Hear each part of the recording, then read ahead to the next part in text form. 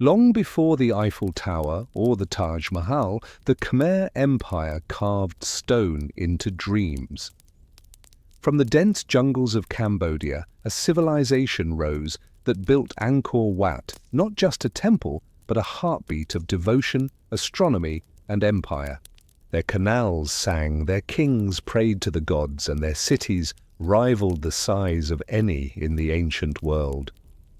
So get cozy, lay your head down, and let the quiet brilliance of ancient Cambodia soothe your mind.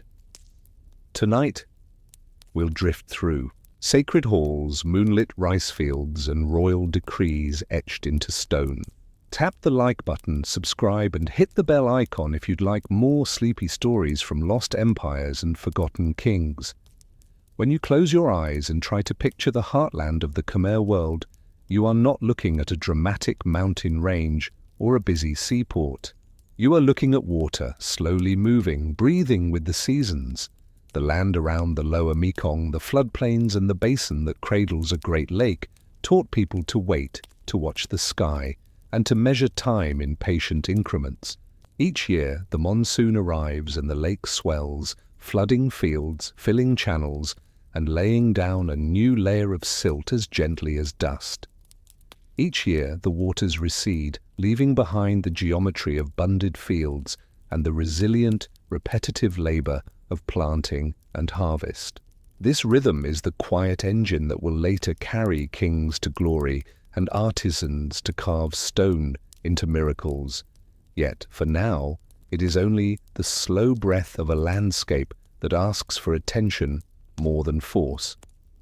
Before the name Angkor meant anything, to the world, there were maritime currents linking the land to distant coasts. Traders in earlier centuries moved along river mouths and estuaries, feeding a network that you might picture as an invisible lattice of small boats, brackish creeks, and flat-bottomed craft nudging into shallow ports. In this older period, the polities that later histories compress into labels like Funan were not so much a state as a set of positions in the flow of goods and ideas. The channels cut across wetlands and mangroves, carrying beads, metals, spices, and words. Over time, political centers shifted inland toward the broad floodplain, where a different kind of wealth, calculated in baskets of rice rather than bolts of cloth, could be gathered in steadier volumes. Under names like Chenla, you see the contours of power attach themselves to agricultural cycles, to the practicality of bunded fields, and to the authority of those who could promise to tame, or at least time the waters.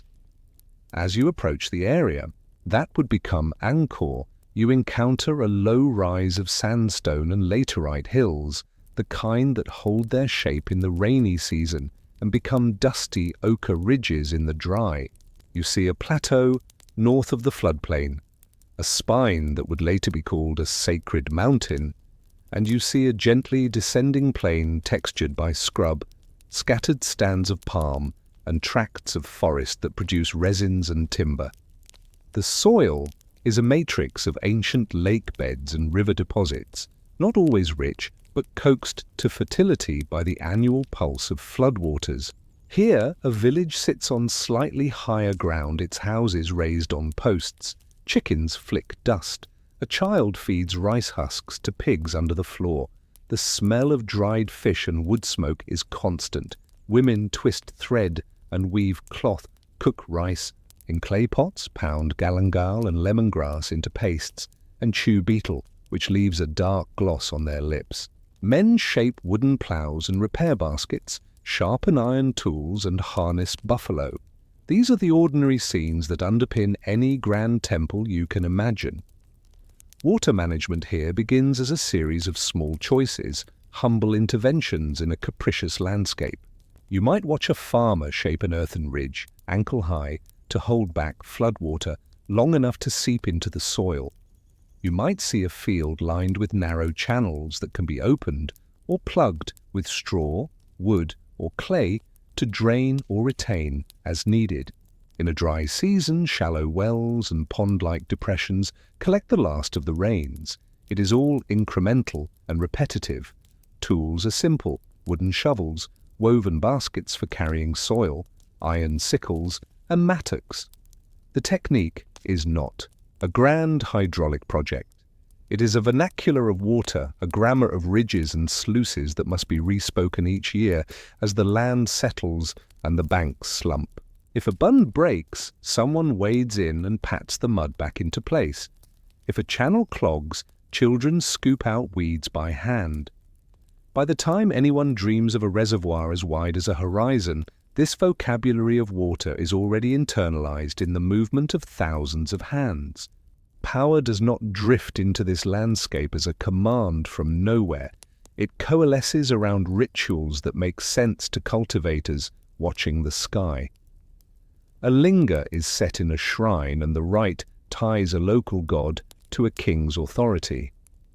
A sanctuary on a hill links stone to sovereignty. The mountain is not just a hill, it is the axis of a world made stable by ritual. Water is not just water. It is a mirror of the heavens, and the tank dug near a temple is a cosmos in miniature. You will hear later about ideas given tight names like the cult of the royal god, and you can understand them not as abstract doctrines but as practical frameworks that help coordinate labor, channel gifts, and promise repair.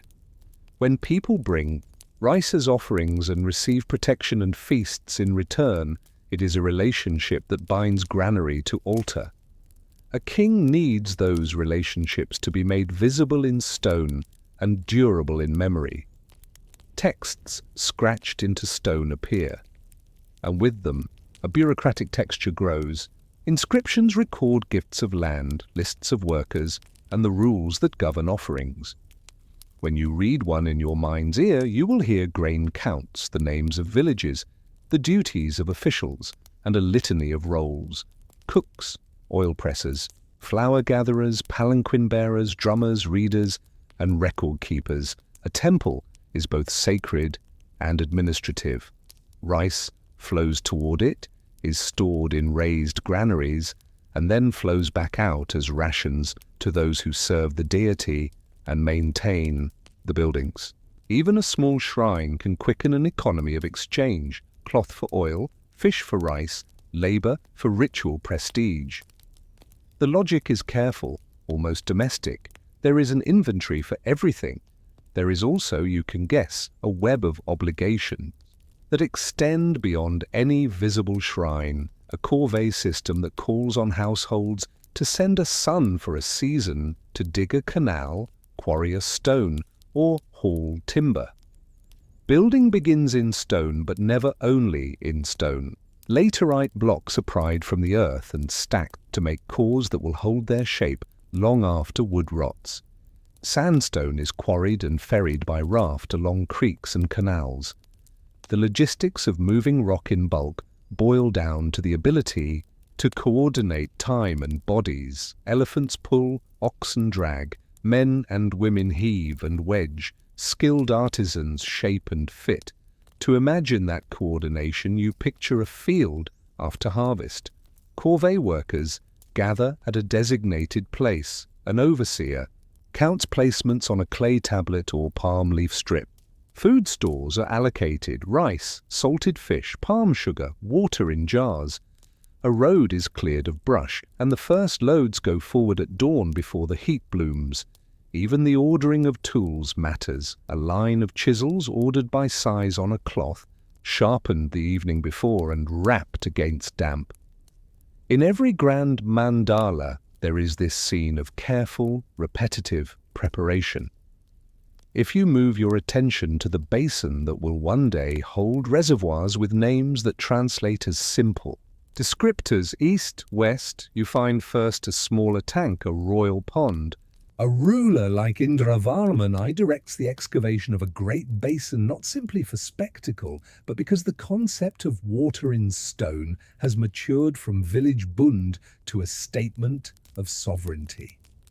A reservoir is a promise that water will be there when needed, that fields will drink even if the monsoon is fickle, that the order mapped by priests onto the earth will hold through seasons. Whether water moves from a large basin to fields by a neat centralized lattice, or instead by a more local, opportunistic web of canals is less important to a farmer than the fact that a tank holds and releases on schedule. What does matter, day by day, is the maintenance, dredging silt, tamping embankments, clearing inflow channels of weeds, patching where rodents burrowed, guarding sluice gates so that no one siphons off more than their quota. The first capitals near this sacred hill are not abstract plans but habitable clusters. Imagine the settlement of Hariharalaya. Wooden houses on stilts, a palace compound with raised platforms and a hall open to breezes, granaries on piles, and a creek that swells in the rains. Nearby, Preako is laid out, and a stepped pyramid. Bakong rises, its laterite core clad in sandstone. A causeway is aligned with intention, and a moat, unlike a battlefield ditch, is a device of symbolism and drainage. Lole stands on an island formed by a reservoir.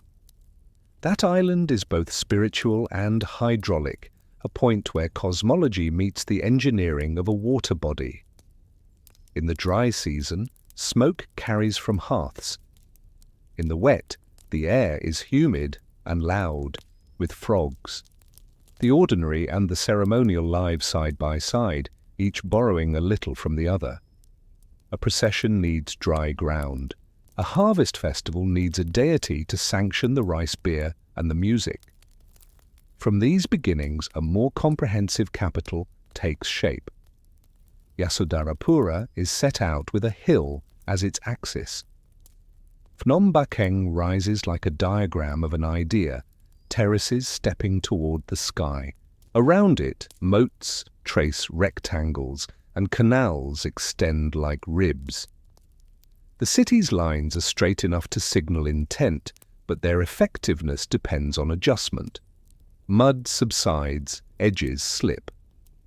Each season asks for repairs, clearing culverts, removing silt, reshaping banks. Think of a team assigned to a canal segment, walking its length after the first storm to look for weakness. They carry baskets, spades, and a rod, marked in spans to measure water depth. They report to a scribe who notes which stretch held water, which field patch failed. This is not glamorous work, but it makes possible the growth of a capital, and it becomes a rhythm as familiar as planting. The roads extend outward from this center into provinces that have their own textures. A road is not merely a line, it is a chain of structures and small economies. There are rest houses where travelers find water and shade. There are small shrines where offerings are left for safety. At intervals, a milestone or a stela marks distance or a boundary. On these roads, you see porters in small groups with balanced loads, ox carts creaking slowly, and occasionally a royal convoy. Along the way, rice from surplus zones moves toward the capital, while goods that serve temples, oils, resins, woods, textiles flow inward as well. You can listen to the soundscape, cart axles whining, bamboo creaking, a distant drum in a temple, children shouting for travelers to buy palm sugar or dried fish. The empire's center is fed not by a single great artery, but by the reliable work of many modest links. The market is an unassuming place, yet there the economy is visible and human. Women dominate stalls, selling fish paste in jars, rice of different grain lengths, greens gathered from marsh edges, gourds, and simple medicines. Men come with baskets of smoked fish or with iron tools they have forged during the dry season, when fields need less attention. Transactions are measured in standard weights, but also in trust, credit extended to a neighbor whose harvest will come in a month, a small loan in kind to a relative who must meet a temple obligation. You see a social fabric made from frequent, small interactions. Religion is not separate from this. The temple prescribes fasts and feast days that change the tempo of trade, and its officials collect levies or receive gifts that are then redistributed. To someone hauling fish up a bank at dawn, The empire's power is felt as a steady pull, an expectation to serve, to give, and to receive. As with any society that must discipline labor for large projects, there is a system that calls people away from their fields. Corvée is not a dramatic press gang, it is a predictable summons. A household knows that one adult will leave for a season for road work, canal dredging, or quarry labor. Tools are left by the door. A wife divides chores and asks a neighbor to help with the buffalo. The local headman ensures that the quota is met, and the work party travels together, sleeping under palm leaf shelters. The state's reach is not all-seeing, it is mediated by these local figures, by custom, and by the practical limits of distance. Punishments exist for failure to provide service, but what matters more is the steady knowledge that the call will come again next year. If the harvest was poor, negotiations happen quietly, favors are called in, and obligations are rolled over. It is a system tuned to seasonal time. Rituals keep the whole arrangement framed as meaningful. A king performs ceremonies that declare him the pivot between heaven and earth. Priests recite and pour. Images are bathed and dressed. Linga are anointed with oils perfumed by resins collected in forests far away, their scent a reminder of the net of procurement and craft beneath the ritual's surface. Water is drawn from a sanctified source and mixed with powders. At the end of a rite, a procession may circle a sanctuary, the drums slow and repetitive, the steps measured. Out beyond the capital, local shrines to spirits of the land are fed with offerings. Bananas, cooked rice, a small dish of fish. Harmony is a concept felt in the undramatic success of a planting season, in the absence of pestilence, in the safe return of a work party from a road project. To imagine the army in this early period, you should allow the ordinary to dominate. There are elephants trained for war, yes, and men who can handle bows and spears, but for the majority, military obligation is intermittent and more about readiness than about campaigns. Most fear is reserved not for enemy armies, but for weather that could ruin a crop, sickness that could take a child, or a broken bund that drowned seedlings. Armor and banners belong to processions as much as to battlefields. When conflict does reach the region, it is translated into the life of a village as a shortfall in men, a heavier levy of grain for the garrison, and an extra night of prayers at a shrine. For most, the long war is for water, and the victories are invisible, a channel that does not fail in a storm, a field that yields one more basket of rice than last year. Across this landscape, knowledge accumulates without fanfare. Which grasses strengthen a bund? How deep to drive a wooden stake to hold a sluice board? The schedule for rotating repairs along a canal so that no one field bears the delay too long. Which laterite quarry produces blocks that do not crumble under weight? How to float sandstone down a shallow river at the end of the rainy season, when the draft is just right? How to synchronize the drying of bricks with a period of predictable sun. This is the information that gives the region its resilience, and it circulates in families between neighboring villages and through officials who have learned to read both the sky and a tablet of assignments. At some point, in a moment, that historians later turn into a bold line on a timeline, a king on a hill declares a new order. You can call it a founding and you can imagine a date. Yet what you should hold on to is the continuity under the proclamation. The new order grows out of the old practices of field and canal, of shrine and ledger. It asks not for new muscles, but for a new scale, as if everything that was once achieved for a village is now asked of a province, then of a basin. That shift in scale is the real drama, though it happens slowly, with pauses and corrections. What you will follow as this story unfolds is the labor of scaling up without losing the sensitivity that kept bunds and channels in balance. So you stand at the edge of a reservoir, that is still imagined more than dug, and you feel the grounds give under your feet. You consider how a landscape so thoroughly shaped by water could be persuaded to hold its shape for a city of stone. The old network of creeks and bunds is known and trusted. The grand geometry of canals and basins is still a promise. The people who will make it happen already live here, already keep their tools in order, already know the difference between water that nourishes and water that ruins. The question, which carries quietly on the humid air, is simple and vast. How do you take the intimate grammar of village water and expand it into a language capable of governing a city that thinks of itself as the center of the world?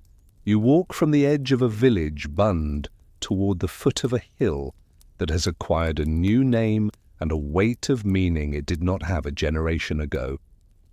The hill rises out of low forest, crowned with stone that feels older than the trees around it. And from this height a ruler claims a mantle that unifies the flatness below. A ceremony on a hill is an ordinary fact, a ritual gesture, a string of invocations, offerings of rice and flowers, and yet, in the telling, it becomes something more, a declaration that the scattered are gathered, the channels converge, and the authority to bind people and fields into a single rhythm has been consecrated. You do not need to imagine thunder or omens. The sign that matters will be practical and slow, appearing later in the canal that stays open through a dry season, in the stone blocks that arrive on time from a quarry, in the fact that a village headman can name the day when a son will be called up for labor and when he will return. The new capital, at first, looks like a tightening of the pattern you already know. The settlement at Hariharalaya is not a city in the way you might picture a dense cluster of stone and courtyards. It is space organized by water and punctuated by sanctuaries. Wooden houses on stilts and palisaded compounds lie along channels and ponds. Nearby, stones rise in forms that are new to the eye. Towers with false doors, stepped pyramids with stairways sharply inclined, galleries and libraries carved with vegetal ornament. At Prayako, 6 towers in 2 rows carry dedicated names that bind rulers to gods and kin to cosmology. Each inscription etched into stone records an agreement, land given to the temple, the obligations of villagers attached to that land, the specific duties of people assigned to keep lamps lit, to pound rice, to sweep floors, to prepare offerings. The words fix labor in place and time so that when you move on to Bakong, the stepped mountain that anchors the landscape, you understand the new form as a scaling up of the arrangements that already bind a household to a shrine. The scale is the crucial change. When a reservoir is ordered at Roluos, it is not simply a big pond. It is a basin whose embankments must hold for seasons, whose inflows must be guided and maintained, and whose function must be understood in detail by officials who can write in order to coordinate people who cannot. That reservoir does not water fields by itself. The water must be drawn off by channels that farmers will depend on, and the turn-taking must be ordered so that one hamlet's risk does not die so another's can thrive. You grasp how dependent it all is on small acts repeated consistently, cleaning a sluice grate, tamping a leak, cutting grass whose roots might weaken a bank, recording the depth at a gauge post every 3rd morning, checking the fish traps so they do not block a spillway. In the dry season, men work in the pit of the reservoir where the silt has settled, shoveling it into baskets and passing it hand to hand until the earth is carried up to strengthen an embankment. The silt will later return to the fields as a gift. It feels like a bargain between field and basin, as if the earth itself is being shuffled like grain between sacks. Near the reservoir's island, Lole rises as a set of towers amid water that gleams in the morning and dries into cracked mud in the long heat. The island is not an accident of excavation. It is a plan, a symbol carved in earth, anchoring a diagram of cosmos and kingdom. You see people ferrying bricks and timber across shallow water, stepping from plank to plank set on posts until the towers are reached. The labor is not frantic, it is deliberate and seasonal. When the water is high, timber floats into place. When the water recedes, foundations can be surveyed, and courses of brick can be set with mortar made of lime burned in kilns on the shore. Lime comes from shells and limestone, and someone had to organize that too, cutting wood for kilns in the dry months, hauling baskets of shells, tending a low flame for days to convert rock to powder that will bind brick when mixed with sand and water. As the base grows secure, ambition shifts to a new stage. A ruler like Yasovarman looks toward the hill that will become the axis of Yasodarapura and imagines a plan that is too large to be seen at ground level. The city spreads as a pattern of moats and causeways, with the hill at its core and a reservoir to the east so broad that a person standing at one embankment cannot make out the far side on a hazy day. The hill itself becomes a temple mountain, a stepped pyramid whose terraces align not only with stairways and cardinal directions, but with a cosmological diagram that scholars will later map in words, while the farmers of the plain will simply appreciate as an organizing shape. The terraces are laid out with courses of sandstone, and that sandstone must be quarried in blocks of consistent dimension, ferried by raft and ox cart, and lifted into place by a choreography of levers, ramps, and teams who know the pace of the work. The logistics of stone become the hidden story of greatness. You stand at a quarry on a sandstone plateau and watch men tap wedges into slots cut by iron chisels. The rhythm is unhurried and exact, a tap, a pause to listen for the faint crack that means stress is distributing evenly through the block. Another tap, water poured to cool and reduce dust.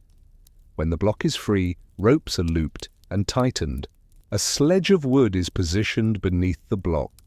Oxen are hitched, and the drag begins, inching the stone along a path cleared of roots and freed of larger stones, down to a stream where the next stage waits. There, a raft has been built from timber lashed together, and the block is levered aboard. Men with poles guide the raft along shallow backwaters, careful not to scrape bottom, timing their movements with the slow current.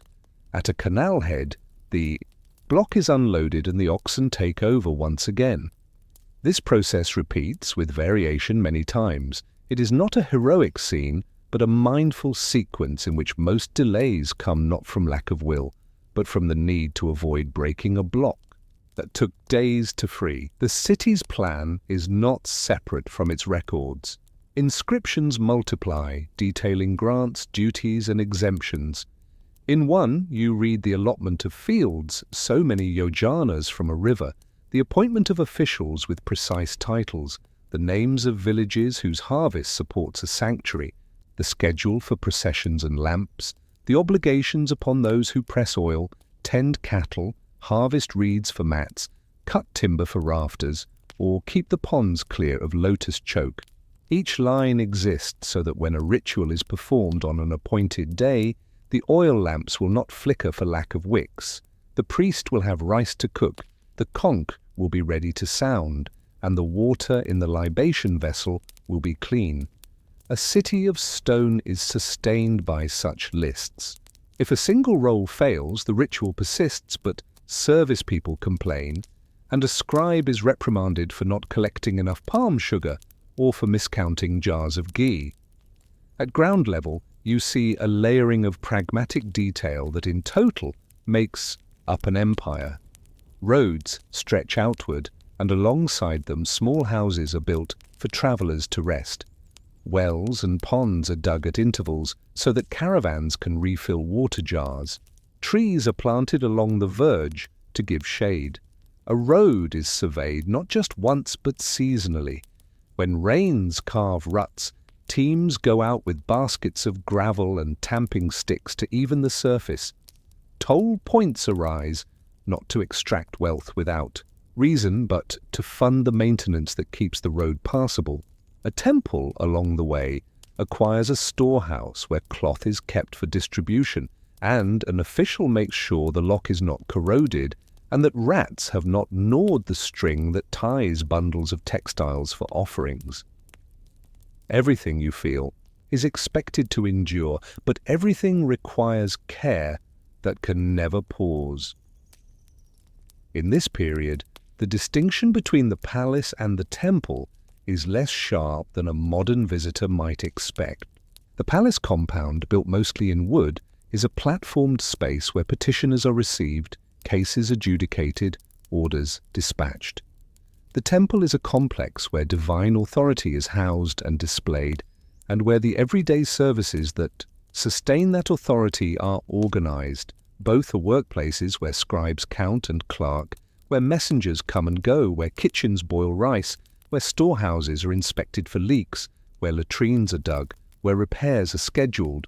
Both require water, and water means channels to be kept clear, ponds to be dredged, embankments to be patrolled. In both, days are measured by predictable tasks. At dawn, sweeping. At noon, rest in shade. In the afternoon, checking lists. In the evening, the lighting of lamps and the noting of what must be done tomorrow. In the countryside around the capital, the pattern of fields and canals becomes more complex without becoming unrecognizable. A farmer still tends his own plot, but more of his work is synchronized with a larger schedule. If a canal is opened, for irrigation on a set day, he must have his buns prepared. If the corvée summons him to dredging for 3 weeks in the dry season, his family must adjust.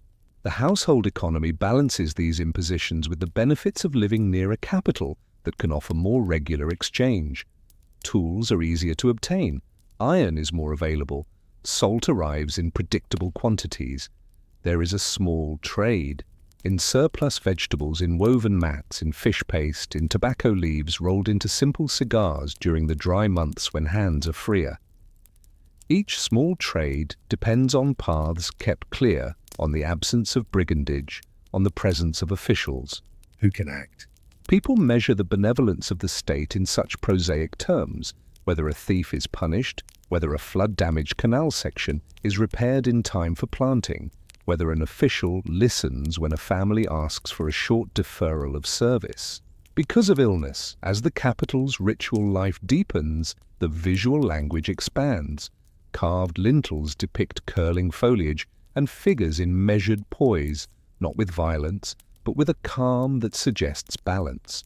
Step into a sanctuary and you see walls that carry narratives condensed into emblematic moments, the kind that a priest can point to while telling a story, allowing the listener to recall not a single heroic episode, but a chain of duties, trials, and returns. The people who carve these images may never hear the full story, but they know the pattern of the curves, the standard proportions, the sequence of chisel strokes that turn a block face into a scene. In their workshop, blocks are positioned at comfortable height, scaffolding lashed plumb lines hung. A master outlines with charcoal, apprentices rough out forms, finer chisels refine faces and hands. Sandstone dust settles in the hair, is washed out in a nearby pond at day's end. At night, tools are oiled lightly to resist rust in the humidity. The capital's growth is not all smooth advance. Edges of embankments slump. A canal is misaligned by a few degrees, and water pools where it should flow. A reservoir embankment leaks, and by the time it is noticed, the water level has dropped too far, requiring urgent labor to plug the seep.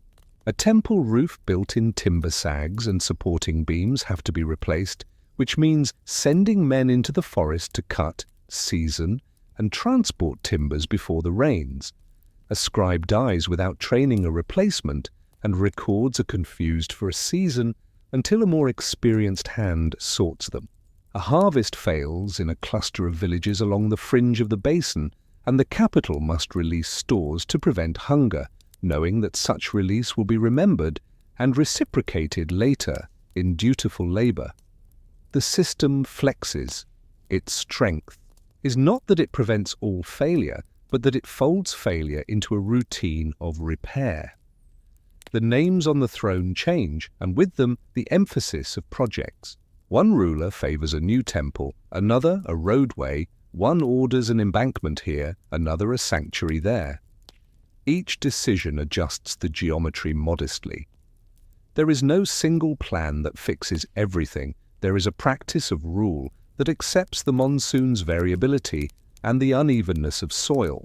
When an ambitious reservoir to the west is conceived in a later generation, it is because a multitude of smaller successes have convinced builders that the earth can hold more water than caution once allowed. The westward basin grows, its embankments, rising its interior dredged season by season, its sluices fitted with boards planed smooth, its levees patrolled by men who are learning by doing which points leak and which hold. Around it, rice fields extend in grids that look precise from afar and from above, but on the ground are always adjusted for the irregularity of ridges and the inclination of the land.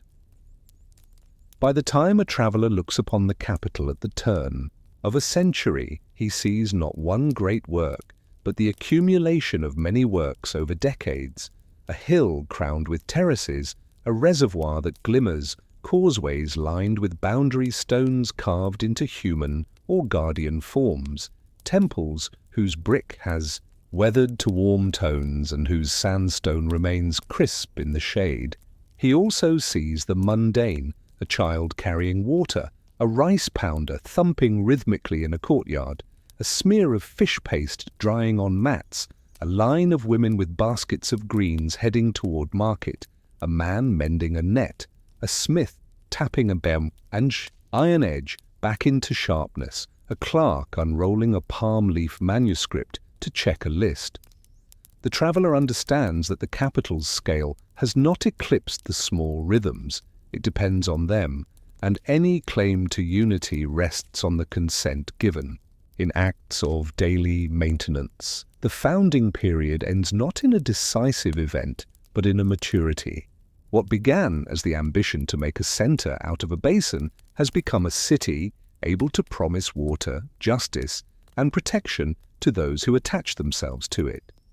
The promise is always conditional, dependent on harvests, and on the ability to keep labour organised and fair. Yet you can sense a confidence that tomorrow will look much like today, that a child growing up in a village near a canal will spend his life contributing to and benefiting from a system that binds field to shrine and road to market. The hill remains, its terraces steady, the reservoirs hold, the lists are kept and occasionally recopied to replace brittle leaves. This is the quiet success that allows a later generation to imagine even more ambitious works. Temples whose galleries will be longer, bas-reliefs whose narratives will be more extensive, reservoirs whose embankments will anchor entire districts. But with the maturity comes a new question that is not asked yet in public, but is felt by those who tally stores and schedule repairs. The larger the machine of water and stone becomes, the more it needs constant feeding, labour for dredging, wood for scaffolding and roofs, iron for tools, rope and fibre for hauling, grain to sustain workers, and attention enough to keep failures small. If the founding generation made a grammar of water and stone, the next generations must speak it fluently without slipping into error, and must do so in years of good rain and years when the sky holds back. The capital is ready to grow from strong roots, but standing at the edge of a reservoir that seems to reach the horizon, you might quietly ask, how do you keep a system this broad, this intricately balanced, from tipping into a burden greater than the land and its people can carry? Walk along a causeway at dawn when mist still hangs over the water, and your feet drum the same measured beats that thousands have set down over years. Boundary stones, worn smooth, stand like a line of attentive guardians. Ahead, the square. Geometry of a sanctuary rises from the flatness of the floodplain, holding its angles as if the land itself were learning a new discipline. The city that has taken shape here is no longer a tentative arrangement of shrines and ponds.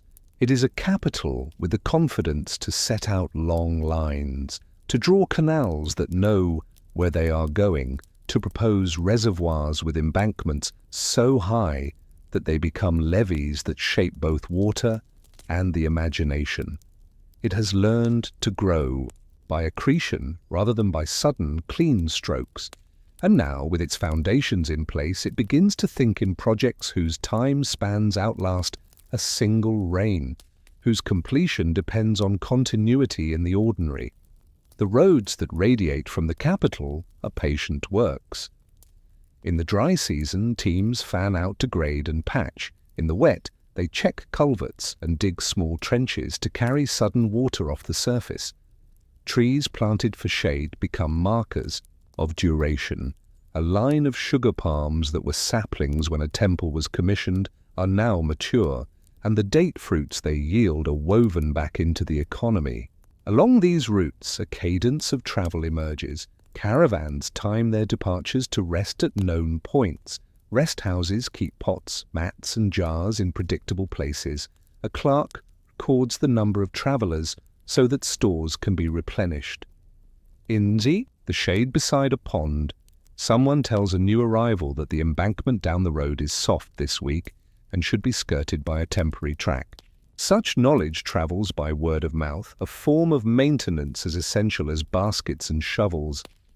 In the heart of the capital, rulers sponsor works that marry symbolism and practical use.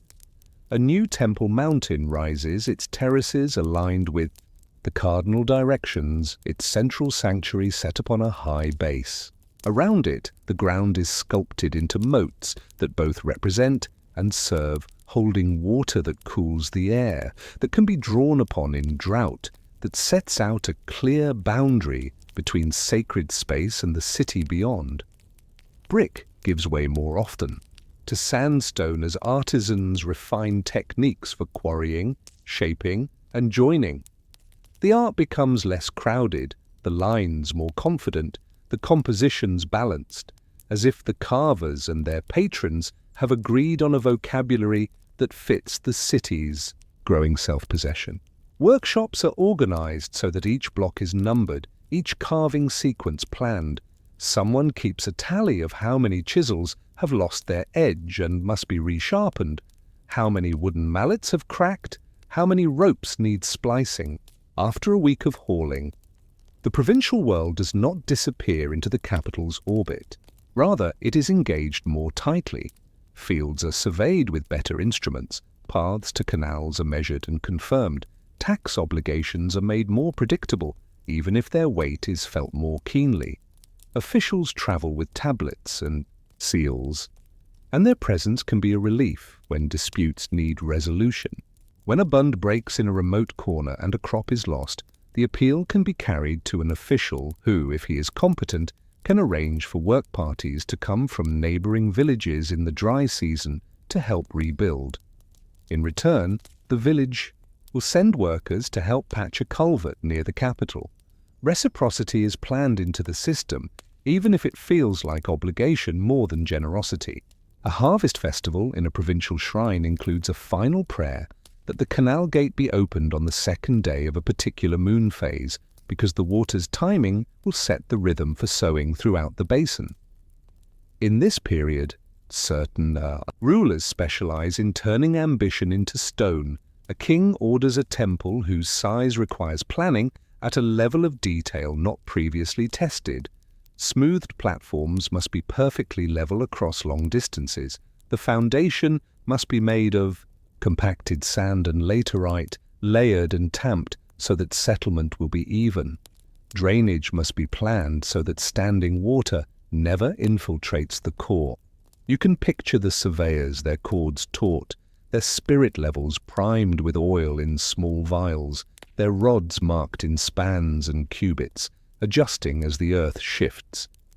You can imagine the test pits dug to read the soil, the calculations made, in a different vocabulary but driven by the same concern you would have when building a house.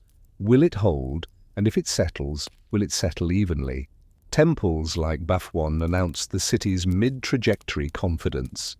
Rising like a mountain of masonry, it requires scaffolds that reach up in steps, gangs of workers who know when to pass a stone and when to wait, overseers who can read both, the plan and the weather.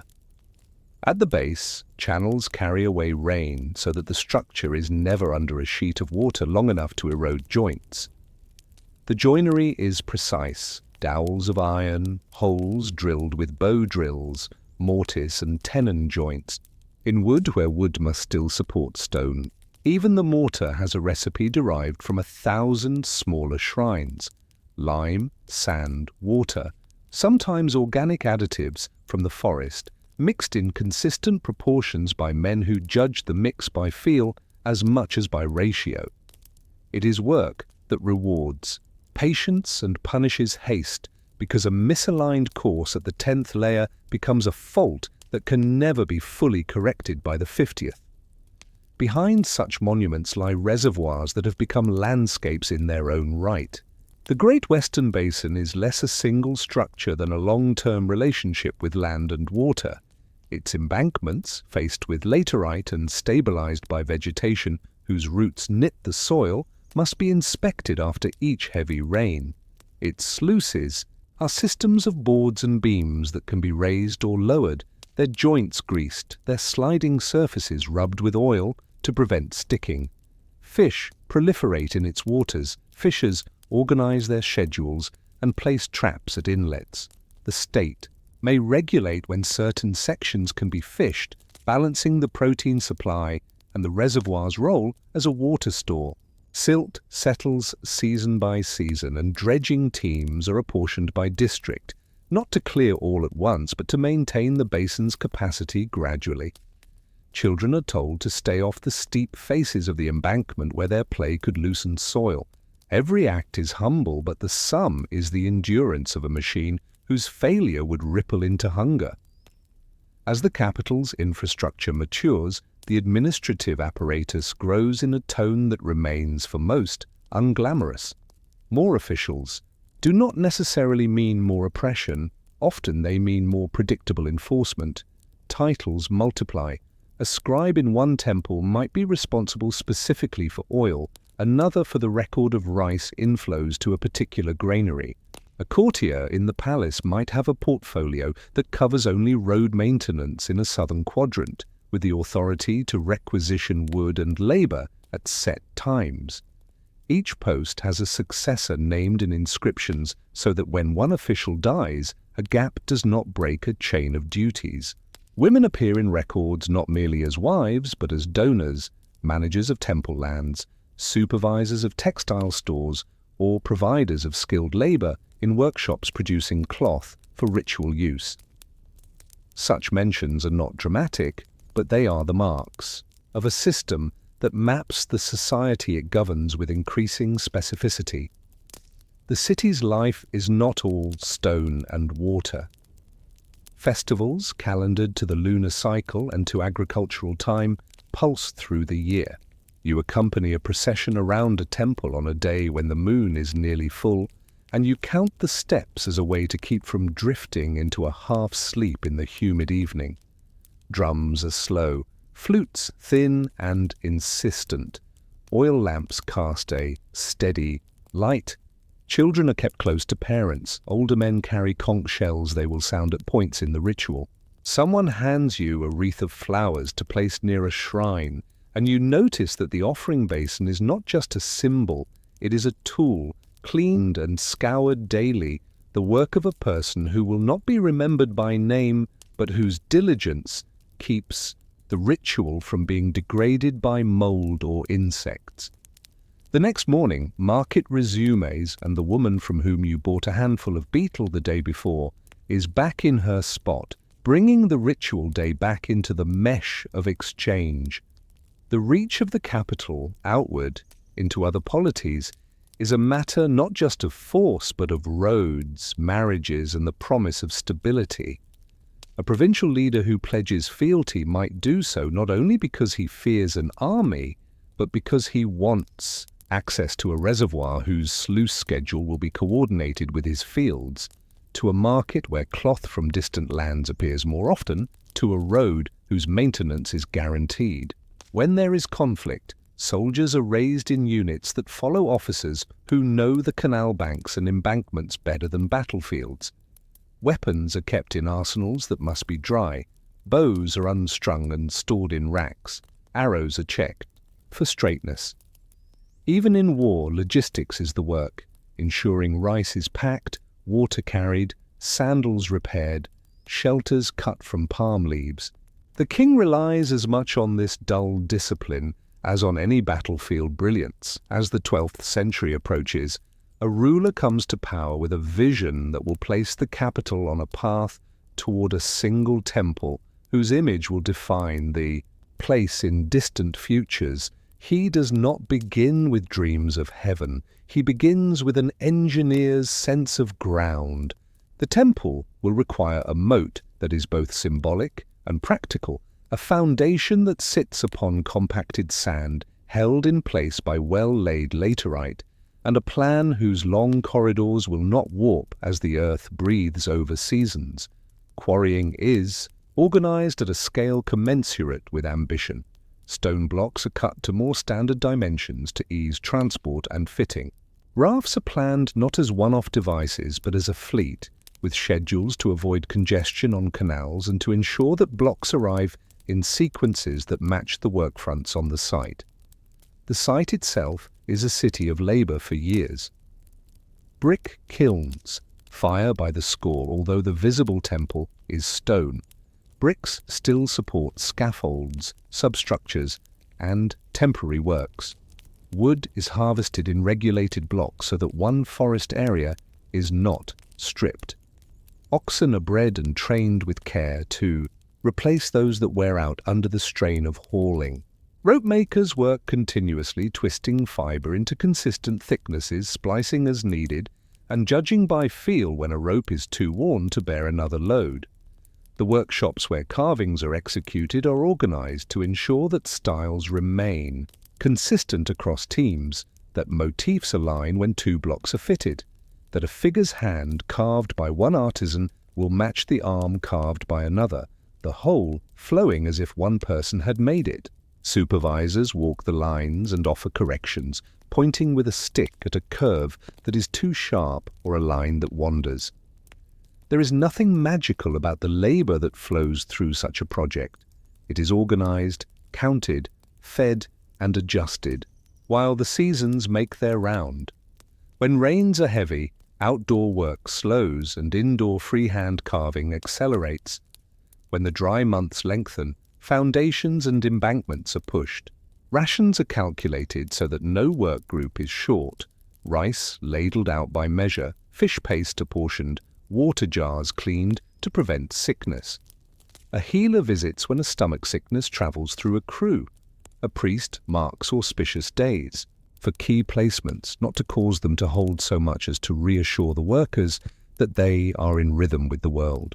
In decisions like choosing a day for setting a cornerstone, the practical and the symbolic intertwine because both have their own logics of order and confidence. When at last bas-reliefs are ordered for the galleries, there is a further expansion of the everyday into the monumental. Scenes are planned that will show processions, armies, rituals, and episodes from stories revered in the city's ritual life. Yet if you peer closely, you see details that anchor the grand to the ordinary. The way a porter carries a yoke, the design of a roof on a simple house, the pattern of a fish trap, the posture of a drummer keeping a measured beat. The choice to include such details is not incidental. It implies that the makers saw their world as worthy of record without ornament. While you stand before a panel and trace with your eyes the lines of a figure whose identity scholars argue about, your mind keeps returning to a carved scene of a market stall where a woman reaches for a bundle while a child tugs at her waistcloth. It is small and it is the world. By the time this temple nears completion, the capital has become a place where a young person born in a canal-side village can come to work in a workshop, can learn a craft that will outlast his or her life, can participate in a project that will define the city for centuries. The city's capacity to absorb and direct labor is its greatest strength, but it is also the seed of future strain. The obligation to maintain what has been built, wood that must be replaced, stone joints that must be rechecked, canals that must be dredged more often because so many draw from them, roads that rutted more quickly because travel has increased, is growing with each success. The state has discovered that it can command a large share of society's attention for long spans, and it has learned that people will comply when they see returns. The next step will test whether the returns can keep pace with the demand. Standing under a gallery where the stone is cool and the air still, you can sense the threshold. The capital has learned to project its ideals into stone and water, into road and reservoir. It has linked distant fields to a central ritual life that, in its calm and repetition, reassures rather than commands. It has taught itself to adjust, to errors and to repair without panic. It has become, in the best sense, boringly competent. And so the question that arises in the quiet between drums is not about the next conquest or the next boundary stone to be planted in a distant field. It is about balance. As this machine of stone and water draws ever more energy to maintain itself, how will the city ensure that the ordinary lives from which it draws its strength are not exhausted by the very greatness they have helped to build? You arrive in the capital not at dawn when the drums call people to tasks, but in the slow heat of noon when the sun presses down and stillness spreads like cloth over the courtyards. In this hour, you notice the forms of the city without the blur of motion. Long causeways sit in exact lines. Moats hold water that reflects sky and stone as if they are pieces of the same patient thought. Galleries stretch so far that the edges dissolve in a shimmer. It is here, when the city seems empty, that you can feel its equilibrium. Most of its people are in shade, in workshops under houses raised on posts, in market stalls with mat roofs, or resting while rice boils in clay pots. This is not a city of eruptions. It is a city that repeats itself with confidence, and that repetition is its secret. The rice fields that feed the city lie not within the walls, but in the flat distance that begins where the moats end. There, bunds are patched with fresh mud. At field edges, small shrines receive offerings of cooked rice and flowers, and incense threads rise into air that smells faintly of wet earth. Buffaloes, ribbed and docile, are led out of water to shade. Water stands wrist deep in planting time, a mirror that does not break when you step carefully in it. Women move through the squares of field with rhythm, pushing seedlings into the mud with fingers that know how many plants belong in each tuft to balance yield and risk.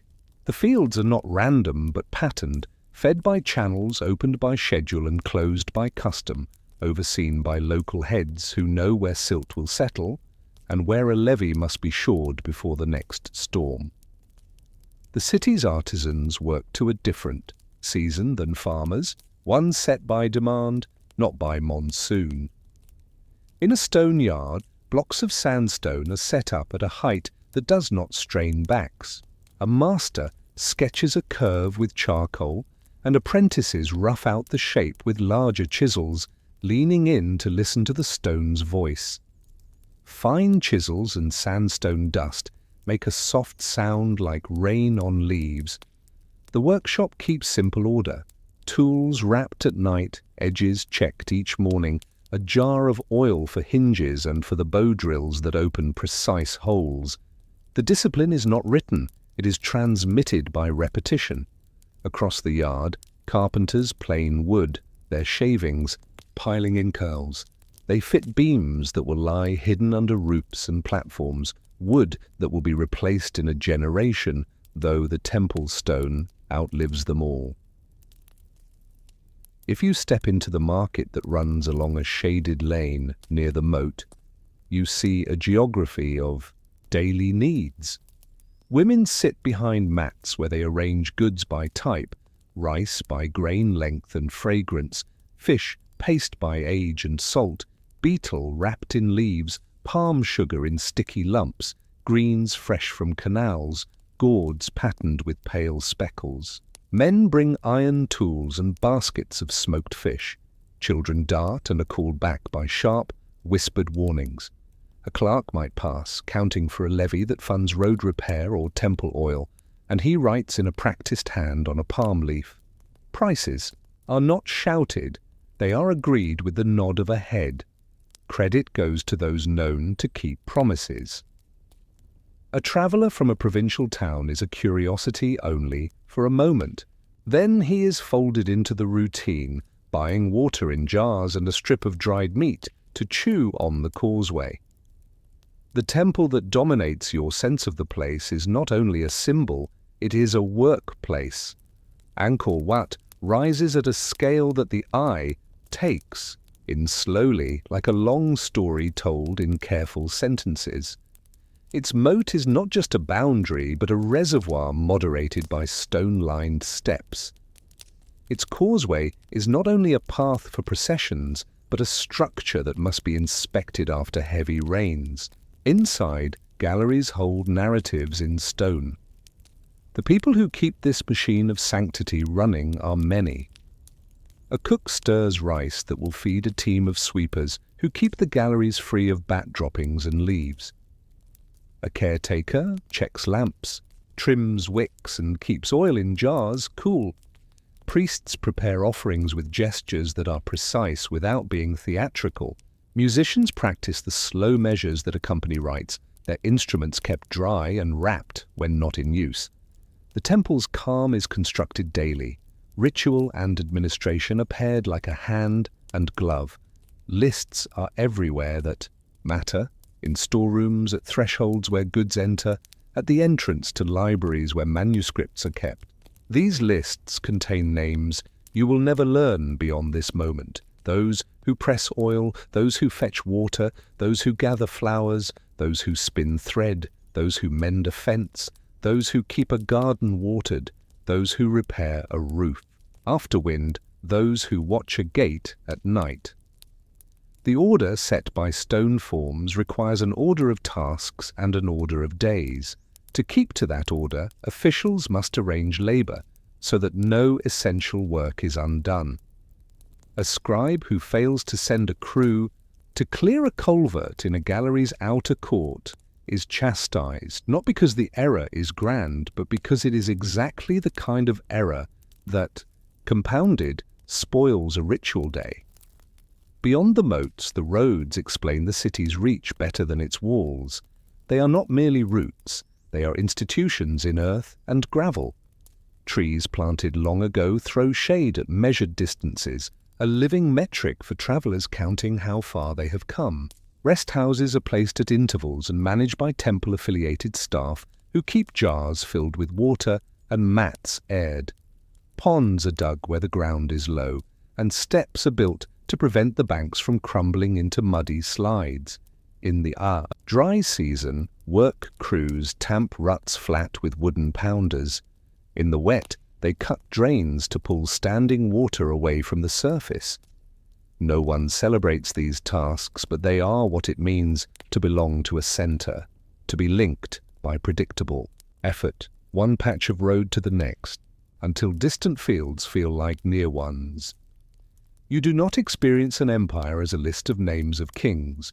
You experience it as a rhythm of obligations and returns.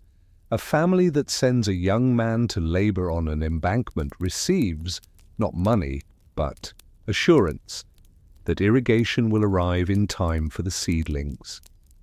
A village that delivers rice to a temple will be confident that a festival will be properly performed, with food distributed and roads mended after the crowds go home. A craftswoman who weaves cloth for offerings finds steady work and status that protects her from sudden demands that would upset her household. These are the calculations that keep people in the system.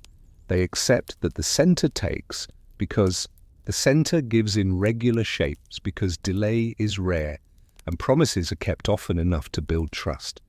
The empire's time is measured by the tonally sap breathing in and out. In certain months, when distant rains swell a river's strength, the lake draws water into itself and expands across forest and field. Fish move in with the waters, and fishermen set traps to greet them. Villages adapt, moving livestock to higher ground, lashing boats more securely, and checking the posts that hold houses above rising water. In other months, the lake exhales and water pours back into the river. Boats navigate channels narrowed by mud banks, and nets are adjusted to new depths. People here do not fear the lake's change, they depend on it. Fish dried in sun furnishes protein to balance rice. Silt left by retreating waters enriches fields. In years when this breathing is regular, the city feels secure.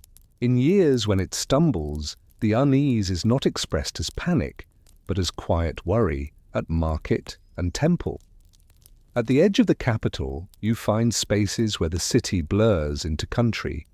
Groves where resin is collected, marsh edges where reed is, cut for mats and baskets, sandy patches where kilns bake lime and ceramics, low ground where clay is dug for bricks.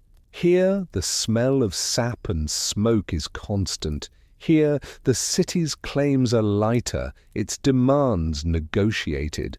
Collectors of resin might owe a portion to a temple warehouse.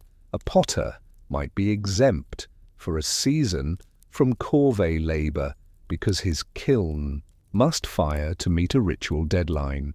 A supervisor from the capital visits to count and to listen, his authority present but not absolute. These fringes are important because they are where the city's appetite meets the landscape's limit, where sustainable taking is learned, forgotten, and relearned. The eye is drawn always to Angkor Wat's towers, but the city's character is also shaped by temples less monumental and by the palaces mostly made of wood. In the palace compound, order is language. Messages arrive, are read aloud, answered with seals and signatures. Supplicants wait in courtyards. Arbitrations are made over boundaries, inheritances, and obligations. Scribes copy and compose. The wood creaks and the thatch must be replaced. A platform is repaired with new beams. It is a place of protocols rather than decorations, and its value lies in making decisions align with precedent. Its calmness depends, as much as any temple's, on schedules kept and on food delivered to its staff. The aura of kingship at noon is not thunder. It is the shade moving across a floor where people work steadily. Angkor at its height is not a giant that crushes. It is a net that gathers. By noon the markets begin to stir again. A woman refills her jars. A boy chases a stray chicken, laughing until his mother scolds him back to task. A man with a roll of palm leaves under his arm, hurries to a clerk's room to deliver records of a granary's intake. A monk walks steadily along a shady path with a bowl that will collect offerings that feed a small monastic kitchen, bridging the formal ritual life of the state with a steady religious presence in neighborhoods close to fields and far from stones.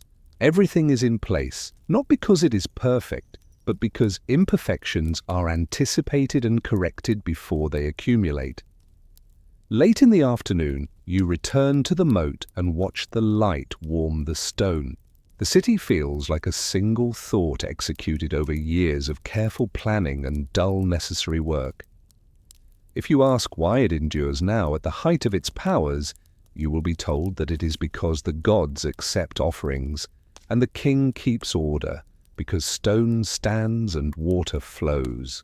But you might also think of the many small acts, cleaning a lamp, mending a net, trimming a bund, that made the grand believable. Watching that light move, you hold one question as the day turns toward evening. In a place where the ordinary has been perfected into a system, how do people keep faith that repetition will continue to pay them back? And what happens if one season asks for more than the pattern can give? You begin this day not at a temple, but in a treasury where jars are counted and schedules set. On a shelf, clay pots marked with simple signs hold oil, ghee, and honey. On another, wrapped bundles of cloth are tagged for rituals. Each bundle has a note that lists the number of lengths, the color, and the intended use. The scribe in charge speaks in a voice that carries across the room without being loud. He asks his assistants to read out the inflows from districts, to list the deficits of the past week, and to note the expected arrivals from road convoys. The words are efficient: quantities, dates, places, plans. It is in these rooms that the machine is reset each day, the machine that keeps lights burning, rice flowing, and work crews moving in concert across a city that would otherwise disperse into uncoordinated effort. Temples like Angkor Wat and those that surround it are built as cosmological models, but they run as institutions. A procession scheduled for the 8th day of a month requires steps you can enumerate. Lamps must be filled and wicks twisted. These jobs fall to those whose fingers know how to make a wick that burns steadily without smoke. Offerings must be prepared from stores and fresh purchases. Someone must go to market for flowers and to the granary for rice, checking the quality and reporting if a storehouse shows signs of damp. Musicians rehearse. A drummer must replace a stretched skin. The tanner who will repair it wants rice for payment and delivers by afternoon. Priests review the sequence of prayers and ensure that assistants have washed, that the cloths are clean, and that the water jars are scrubbed, not just filled. On the day, a master of ceremonies reads from a list, and the whole clicks into place, with the certainty of habit. Under the grandeur of stone runs a current of care for water that is relentless and exact. The moats and smaller tanks must be kept at levels that match the season's demands. A sluice opened too wide will draw water away from the channels that feed fields. One closed too tight will cause washing currents to scour a bank and undermine a step. Inspectors walk with rods and markers gauging depths. They note where algae collects thickly and where a new spring of clear water wells up after rain. They report the small emergencies: rotten planks in a gate, a snake's nest in a culvert, a crack in a retaining wall, so that repairs can be scheduled before what is minor becomes costly. The city's comfort depends on such lists being taken seriously by officials who were boys running errands years ago and who now know every bend in every channel within their responsibility. The road system links everything, and in this linkage you see the state's hand most clearly and least theatrically. Rest houses require staffing. Who supplies water, who keeps mats, who cuts firewood, who cleans after a caravan has passed? These are not questions left to chance. The officials who oversee a road section have names and obligations. They are assessed not by their speeches, but by whether a traveller can move at a predictable pace without injury, without losing an ox to a broken bridge plank, without losing time to avoidable detours. When a bridge is repaired, timber is requisitioned from designated forests. Crews that cut the wood understand they must leave saplings and spare seed trees to ensure regrowth. Ropes are made in workshops that have their own inventories of fibre, and tools their own schedules for replacing worn spindles and sharpening knives. The market's rhythms integrate with this order. A woman who sells rice in small measures fronts for a husband who hauls from a granary tied to temple obligations. She knows when the road will carry a certain caravan with cloth that always sells well in her quarter. She puts aside small coins to buy a few lengths of a particular weave, favored by families who bring offerings. Some mornings she has to send a child to fetch water because the well near her stall is low, and she expects the well to be deepened at the end of the dry season according to schedule. She does not care about the name of the official responsible. She cares that the well does not fail, and that a notice appears a week in advance asking people to keep away while the work is done. If it is done on time, she gives a small measure of rice as thanks to a shrine on her way home. The temples are also nodes of medical and mutual care. Small infirmary houses stand along roads, each with a store of herbs, a brazier for heating, water, and a person who knows how to mix infusions and compresses. These places attend to the needs of travellers and of work crews treating sprains, fevers, and cuts that are the ordinary price of labour. Medicine is understood as a craft of balancing, not a miracle. A healer checks a tongue, asks after the colour of urine, feels for heat, writes down a recipe for a decoction on a palm leaf with a stylus. He may ask for a small offering to a shrine nearby, not as a tax, but as part of the logic that associates care with order.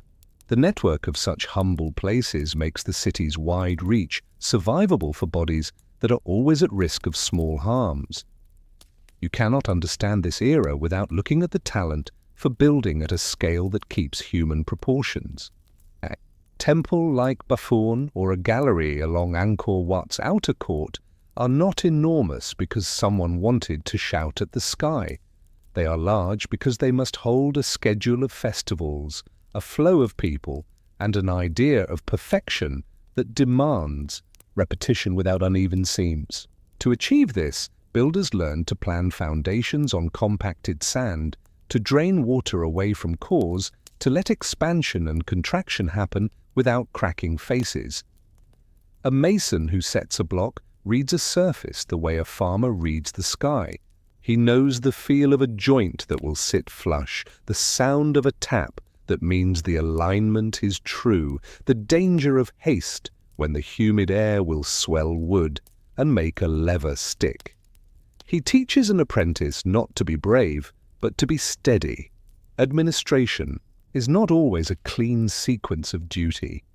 It is also negotiation. A village far from the capital has a poor harvest because a bund broke twice in a row. The headman comes to the city, bows, and asks for a reduction in the rice owed this season. A clerk examines a record that shows the village has kept its obligations for years.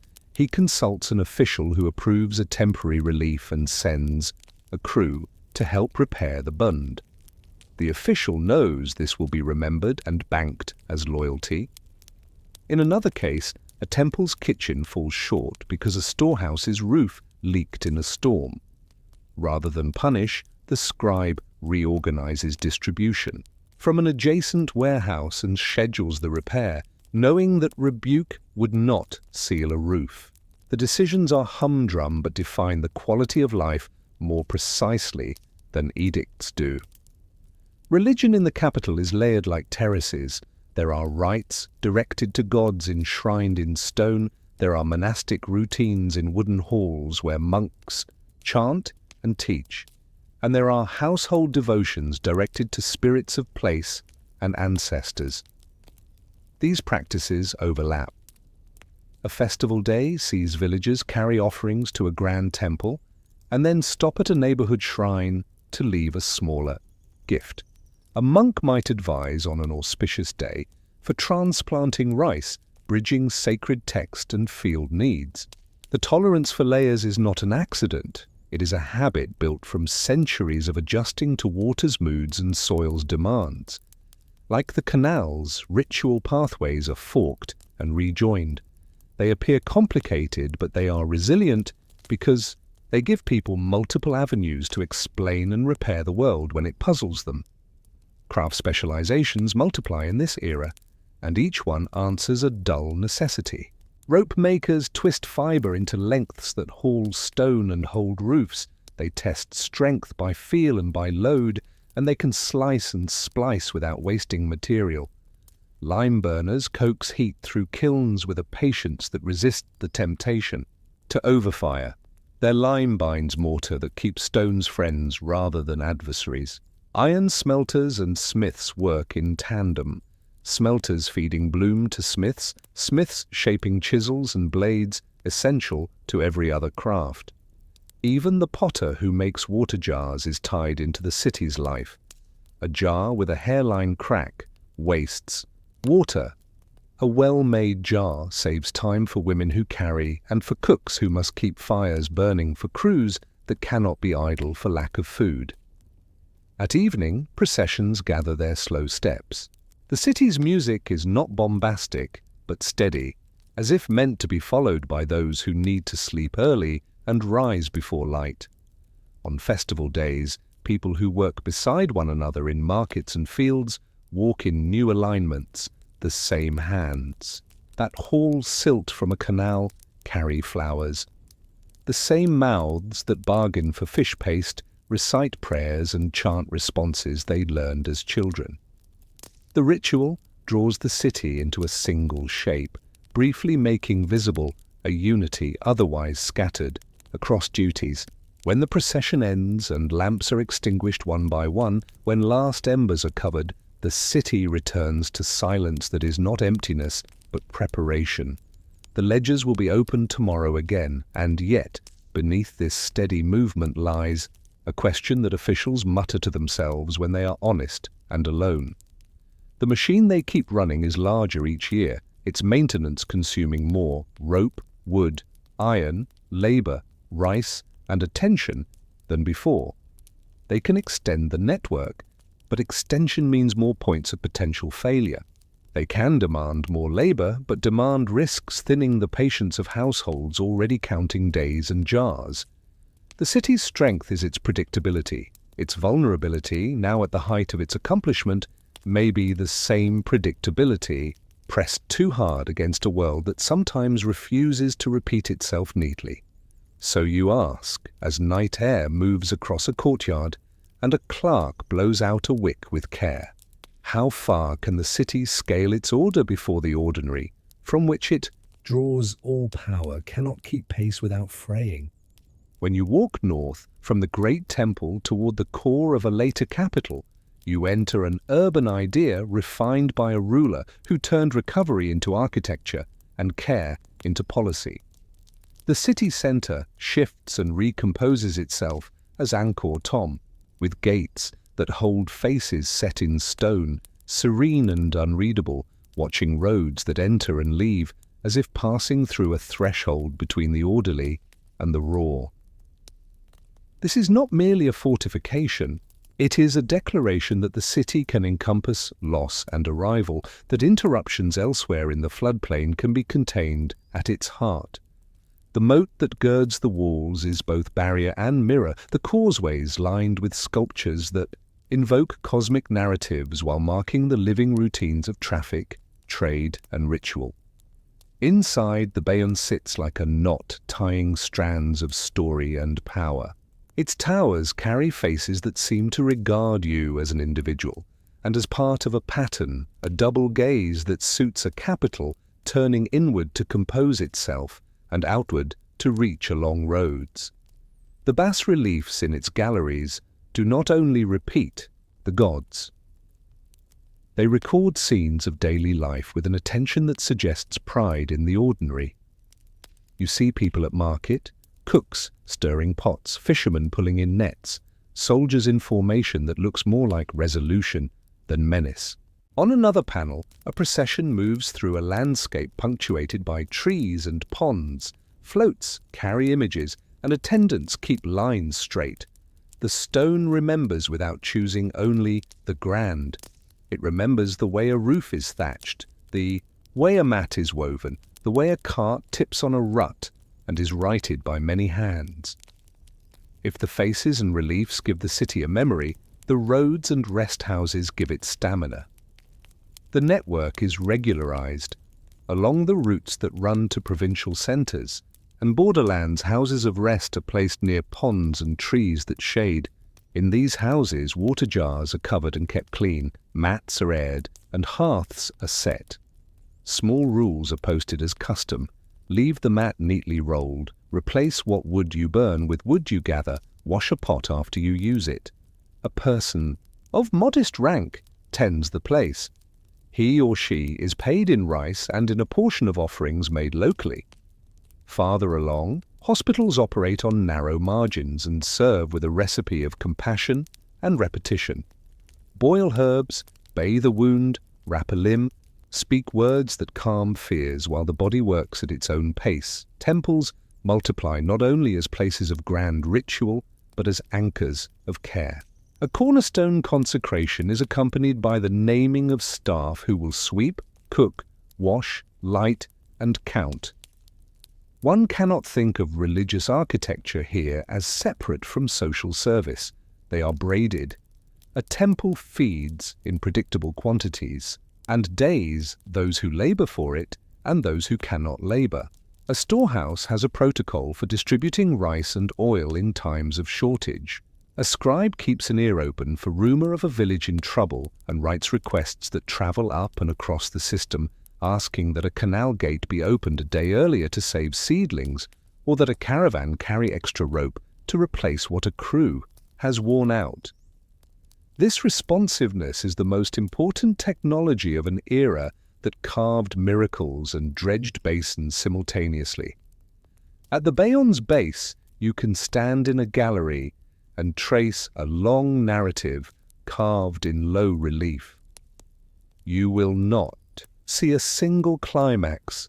You will see sequences that echo the pacing of real life, a journey broken into meals and camps, a battle dispersed across days of waiting, marching, and sudden shouts, a festival prepared by cleaning and measuring, and only, at last, by dancing. A carver has recorded a pot-bellied merchant bargaining for fish, a woman adjusting her hair, while, waiting in a doorway, a child reaching for a fruit while an adult pretends not to see. This inclusion is not mere decoration. It suggests that the city's leaders recognized a truth that the founding generation applied to water and field, that a system based on tiny, repeated actions is stronger than one that leans on rare, spectacular events. The Great Basins of water are redesigned and repaired to better match the season's variability, which everyone feels even if no one can say why a particular year is drier or wetter than expected. Embankments are fortified with layers of laterite, stairs repaired for both ritual and maintenance use, spillways cleaned of weeds and snails. Fish are taken in regulated cycles so that protein remains abundant year after year. A hierarchy of canals is clarified. Main channels are reserved for steady flows. Smaller ditches can be ordered to open or close based on a plan that now exists not only in a scribe's head, but as a diagram scratched in a workroom where crews gather before dispersing. A gardener trims trees along embankments not for beauty, but to protect the soil from root patterns that would destabilize the face of the levee. Trade continues to feed the capital with goods it cannot make in sufficient quantity. Metals, certain, woods, textiles with patterns from elsewhere, ingredients that give medicines and rituals their full range. Traders follow roads that now feel safer and more predictable. At toll points, they present goods for calculation by officials who try to be both fair and efficient. The system's legitimacy rests on predictable, not arbitrary, demands. More than once, a ruler's decree lowers a levy for a season after floods to encourage recovery in a district. This is not magnanimity but practical calculus. Better to harvest loyalties alongside rice than to strip a field and a household both. The palace resumes its role as registry of decisions under the guidance of officials who came up through the very systems they manage.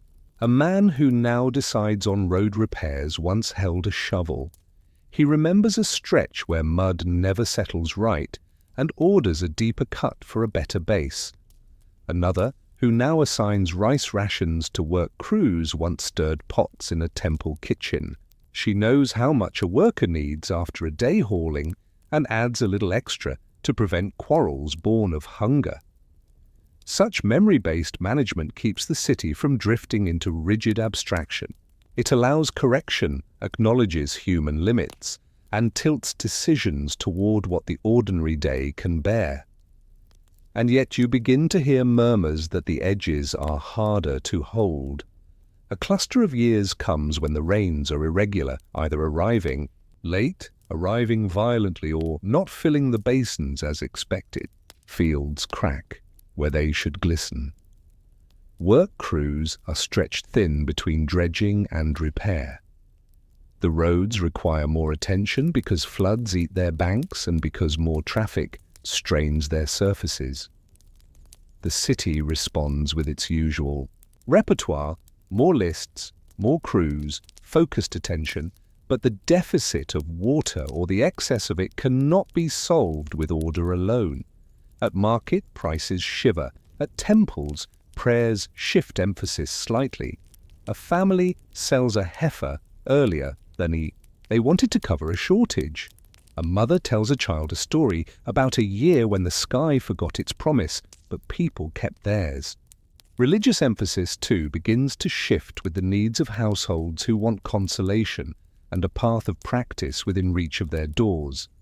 Monastic halls with wooden beams and thatched roofs extend their schools and kitchens. The line between temple ritual sponsored by the court and devotion sustained by neighborhoods becomes more porous. People still attend grand festivals, but they lean more heavily on rhythms that fit their lives.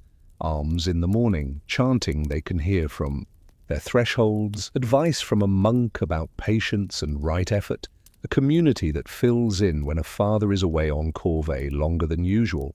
The city absorbs this shift by accommodating space for learning and care alongside its stone-centered rites.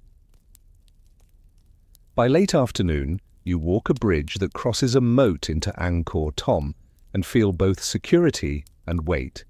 The city has arms that keep, drawing in labor to steady what has been built, and it has hands that reach out across the roads to comfort, heal, and coordinate.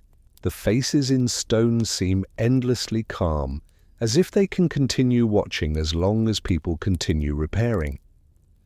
You suspect they can, but you also feel the strain of perpetual maintenance, the tiredness in a worker's shoulders, the calculations in a scribe's mind as he tries to match stores to needs, the silence in a house where someone has not returned from a project on time. The civilization holds, but the holding has become more visible than before, more of the story and less the quiet background that once seemed effortless. Mist comes in as light fades, and the frogs begin their noise in ditches and ponds. The city you are in is not failing. It is achieving what it set out to achieve, a managed world in which water, stone, and people are bound into a pattern that brings stability and a sense of rightness to daily life. And yet, knowing how delicately the pattern rests on uncounted acts of care, you cannot help but wonder at the vulnerability of a place whose triumph is its constant balance. As night takes the last of the sky from the moat, you ask the question that will guide the next chapter. When a system has perfected its routines to this degree, what happens if the sky's rhythm diverges for too many seasons in a row? And how will a society trained in maintenance rather than improvisation find its next footing? You stand on a stretch of embankment on the edge of a reservoir, and your foot sinks slightly where the earth has softened from a recent deluge. The workers who patrol this length of wall are quick to notice. They drive stakes, tamp soil, and lay woven mats of reeds to hold the face against further slippage. For a generation, such patches have kept the basins sound. Now, though, the patches come more often, not because skill has diminished, but because the extremes have grown. The rain arrives late, then too hard, rushing across flats before the channels can carry, or it fails in weeks when crops require it most, making bunds crack and discouraging a second sowing. The city's response is practical: reassign crews, move supplies, hold a reserve of seed rice, but the cost is felt in households that count on predictable days. Into this vulnerable rhythm comes the human violence that landscapes always dread but remember for less time than one might think. A fleet enters waterways not far from here and makes its way toward the heart of the basin. Boats with high, curved prows cut the river's brown surface. Panic is a word too strong for people who live by schedules, but fear travels fast down. Roads and canals, a garrison holds as it can, a temple's outer court fills with displaced families. The city is not unguarded, but its deepest defenses are not walls. They are relationships, habits, and the expectation that order can be restored quickly after shock. Damage is real: roofs burned, stores raided, a gallery charred so that its lintels crack from heat. But the response follows patterns that make recovery a kind of ritual. Crews that once planned to dredge a canal this season are redirected to rebuild a burned quarter or to repair a collapsed gate. Temple kitchens cook double, triaging need with simple rules: feed those who labor, feed those who cannot, then feed those who are waiting for word. The market strikes a rapid balance in the space of a week. Rice is rationed by a system that honors older debts and steadies prices. Fishers are allowed access to certain ponds normally reserved, their catch salted and dried for a lean period now expected. At night, a watch is kept not by professionals only, but by neighbors who organize themselves, set turns, and establish signals for alerts. This is not a city that collapses when struck. It folds the blow into familiar forms of repair. On the walls, bas-reliefs that took years to carve stand, blackened in places. A carver looks at a panel he once worked on and recognizes the way a crack follows the line of a figure's spear. He is assigned to cut needed blocks for a bridge this season, and he will not return to the gallery until other priorities are met. He accepts the shift without complaint because everyone is shifting, and because he knows the bridge must carry a caravan that will bring tools, salt, and fiber for rope. His family adjusts. His wife takes in more weaving. His daughter sells more tobacco bundles in the market. His son carries water for crews working near their house. In a city assembled from such adjustments, the sense of belonging is tested but holds. The Tonle Sap gives and takes on a schedule known to generations, but in these years the giving and taking fray. A flood pulses too high and scourges bunds. Fishermen argue about access to channels where traps were never set before. In a dry year, fish landings fall and protein becomes scarce. Illnesses of weakness travel quietly, diminishing work crews' stamina. Healers prescribe broths and rest that households cannot afford. Temples open their stores of oil and rice and adjust distributions, doing what institutions must do to remain the axis of common life. They provide where the market and family cannot. This charity is not infinite, so officials adjust levies downward for affected districts, hoping to nurse the system through until the lake remembers its old breath. At the palace, decisions are made under pressure that makes even well-oiled systems creak. A petition arrives asking permission for a provincial leader to recruit more men for a canal restoration, and the court grants it with a note that labor taken from planting must be repaid in grain from a central store.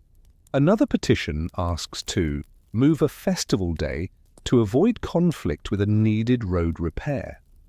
The temple agrees and plans an additional offering to mark the compromise. The ruler appears less as a solitary figure than as a sealer at the bottom of adjustments, the weight that gives improvisations legitimacy. If you expected edicts of conquest, you find instead memos about drainage and schedules about rations. Religion shifts emphasis as households reach for ease within reach. Monastic halls with raked courtyards fill with those who seek teachings that speak to loss and endurance without grand ceremony. The chants steady breath and give a framework for patience. Temple rituals continue, but they cede some centrality to practices a family can perform at dawn before work, offering alms, lighting a small lamp, reciting verses, sitting quietly together before separating for fields, workshops, and patrols. This does not mean the old order is overturned. It means the city is translating itself into a language of comfort and persistence suited to years when building must be matched by mending, when the visible glory must accept being background to less visible work. Workplace routines adjust to scarcity without abandoning order. In a stone yard, the ration of oil is cut slightly and chisels must be more carefully maintained because replacements are slower to arrive. On a road, crews reuse timbers from a bridge that collapsed upstream, fitting lengths by reshaping joints, rather than cutting new. In a kitchen, feeding labourers, portions are measured to fill without excess. Cooks add more greens and broth, less meat. Such downgrading without despair is a skill as refined as an artisan's touch. The city survives not by resisting all change, but by adapting choices to conditions in a way that keeps the shape of the system recognizable to those who must live in it. As the immediate shock of conflict fades, a ruler commits to a building program that is as much therapy as governance. New temples arise, reliefs tell of victory and order, hospitals and rest houses are seeded along roads, and the city redoubles a bet that infrastructure and care can repair a breach in confidence. People respond because they are given work that matters and because the visible signs of order reassure at a level deeper than words, but the effort is not costless. Labor diverted to magnificent making is labor not available for the less visible maintenance that keeps canals clear and buns even in outlying districts. Officials must balance pride and prudence. Sometimes they do, sometimes they misjudge. By the time the city appears calm to a traveller who knows nothing of recent disturbances, the strain remains in numbers on a clerk's leaf. Rice stores are lower than they should be for this point in the year. The roster of available labourers has fewer healthy names. The schedule for dredging is behind in 2 quadrants, and a supervisor writes a plea for additional crews. None of this is dramatic. It is the slow evidence of a season of stress. The city is still itself. The water still gleams in moats at sunset. The faces on towers still look out and inward with the same soft authority. And yet a question sits on everyone's tongue, from the farmers to the priests. If the rhythms that kept us balanced return next year, we will be fine. If they do not, what will we adjust next? And what cannot be adjusted without changing who we are? You sit in the shade of a small wooden hall where a monk recites verses in a calm voice. Around you, women and men listen with the patience of people who know work is waiting and choose, for a span, to be still. The verses are about effort, about conduct, about the mind's capacity to steady itself in unstable times. After the recitation, people bring bowls with rice, a few fruits, a small coin, and leave with words that, while ancient in their own way, feel like new instructions on how to live at home within a larger system that can no longer take calm for granted. This emphasis grows not because a decree ordered it, but because it answers questions asked at kitchen hearths and along canal banks. How to live well when grandeur requires more from you and returns less than it once did. Meanwhile, the temple administrative apparatus at the core continues to function, sometimes with friction audible as shortened tempers between officials whose ledgers do not align with a neighborhood's realities. A scribe insists on a quota. A village head explains a broken bund and a sickness that kept many from replanting. The scribe is not cruel, just bound to rules that keep the larger machine balanced. They compromise, a reduction now with an increase. Later, if the harvest improves, both men know the bargain relies on the sky. In the stone yards, orders still come for blocks, for lintels, for restorations, but now the sequences of priority tilt toward repairs rather than extensions. The skills are the same, the intention has turned. On the roads, you notice a subtle change in traffic. Rather than caravans bearing goods for grand projects, you see more carts loaded with staples and more groups of families moving temporarily to stay with relatives in districts less stressed by weather. Rest houses absorb these shifts without comment. Their keepers add water jars, adjust sleeping spaces, cook a little more with a little less. On certain stretches there is more military movement, less as a threat to travelers than as a sign that border regions require attention. Soldiers' feet make the same prints as porters' feet. A road does not care who uses it, only that someone will fix it when it floods. At the edges of the capital, abandoned house platforms appear in clusters where embankments failed twice in a decade. Their posts are pulled and reused elsewhere. Their neighbors' houses now shelter more people. This drift is not dramatic migration, it is cautious repositioning compatible with a society built on slow adaptation. The city does not empty. It reshapes its population in shallow breaths. Markets register the change by selling more of some things, less of others. Fish paste remains a constant. Cloth sales slow because families mend more. Iron tools sell steadily because maintenance never stops. The patience of sellers is a barrier against panic. They lower prices when they can, accept credit from those they trust, and demand it from those they do not.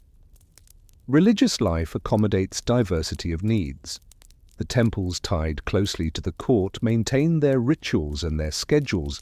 They remain centers for redistribution, education of certain ranks, and visible order. The monastic halls scattered across neighborhoods deepen practices that comfort and guide households exhausted by repeated calls to labor. The two are not enemies, they are axes within a rotating system.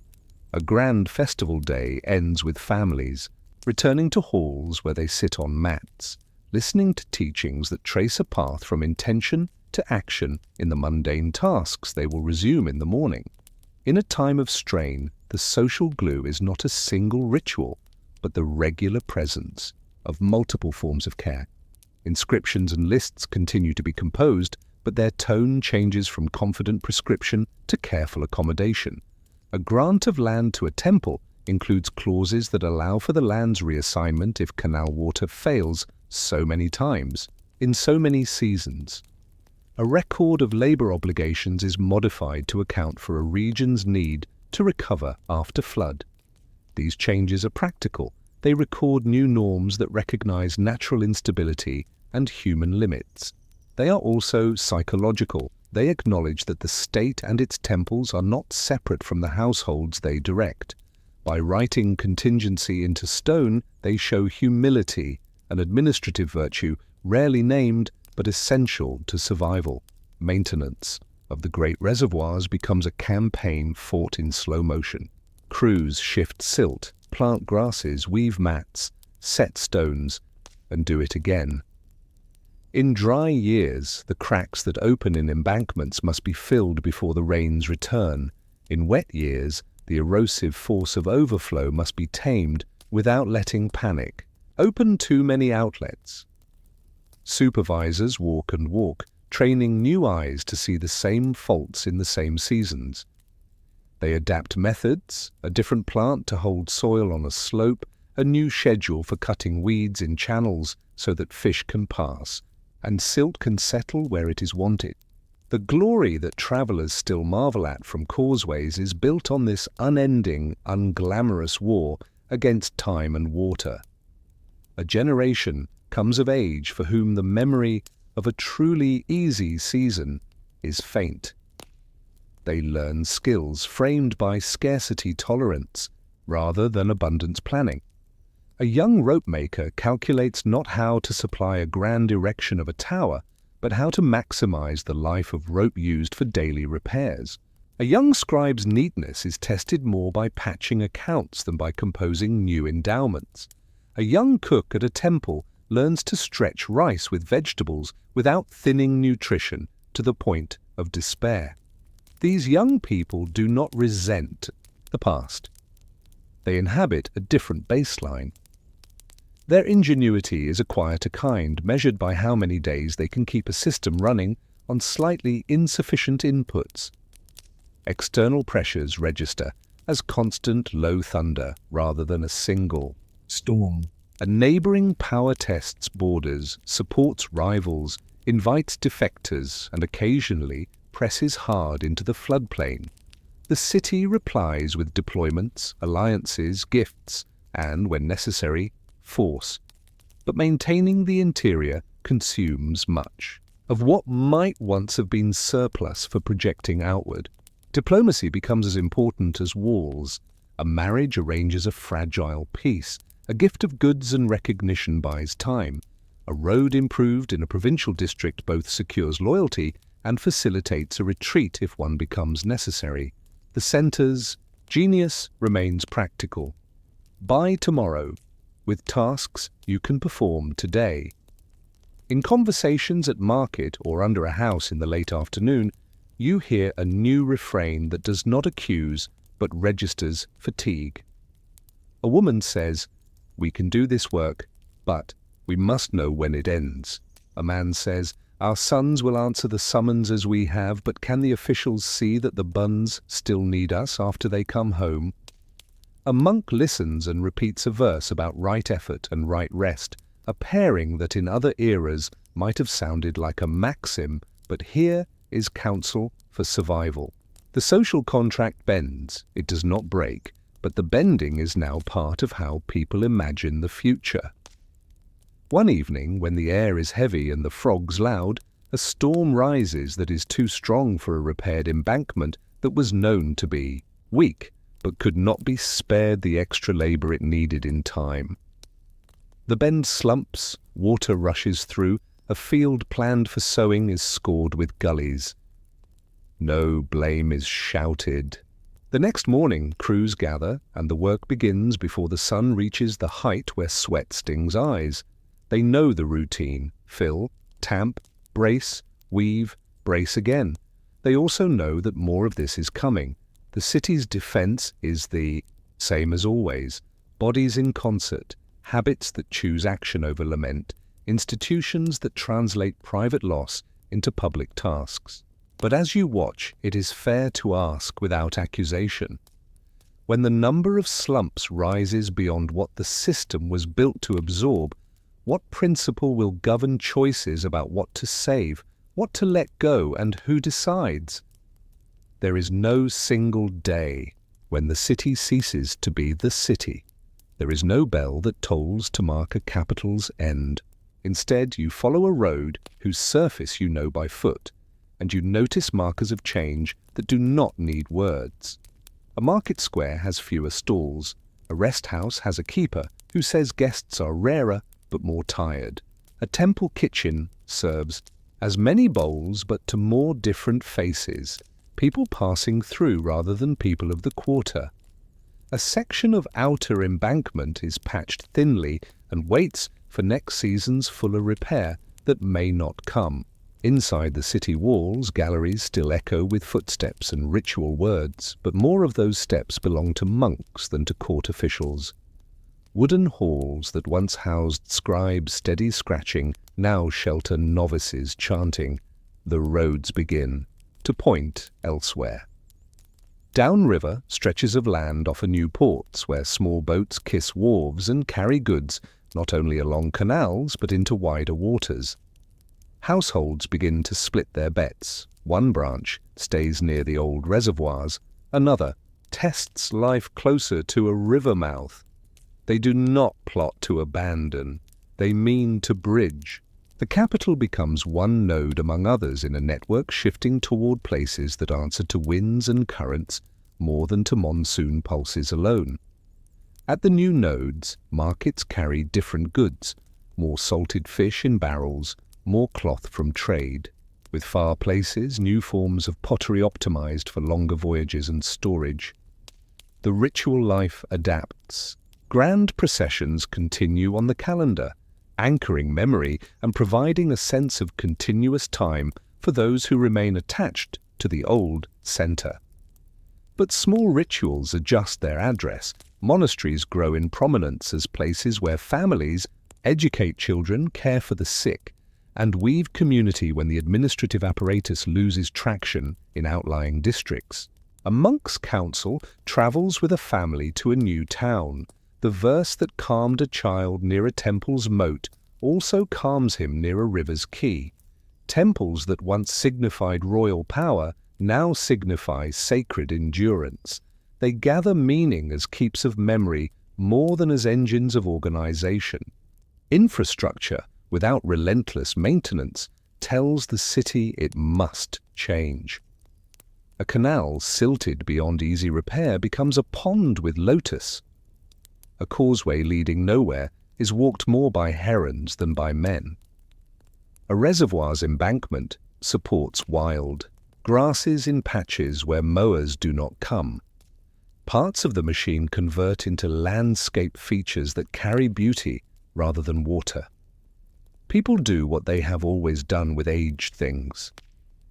They keep what can be used, bless what can no longer be used, and teach children the names of what remains so that forgetting is delayed. The place moves from operation to memory without a clean line. Political centers shift through a series of decisions that look like practical responses to immediate problems. A court moves to a place where supply is easier to assure, where defense depends more on distance and marsh than on embankments and walls, where trade with other powers feels more secure. The old capital is not razed, it is left to a slower time. Families adjust their obligations. Those near the old capital give more to monks and less to a court that no longer summons them. Those near new centers learn new schedules and contribute to different embankments and roads. Authority travels with seals and with ships. It settles where it can exercise protection and redistribute enough goods to secure loyalty. Skilled people scatter without being lost. A stone carver's son becomes a carpenter near a port.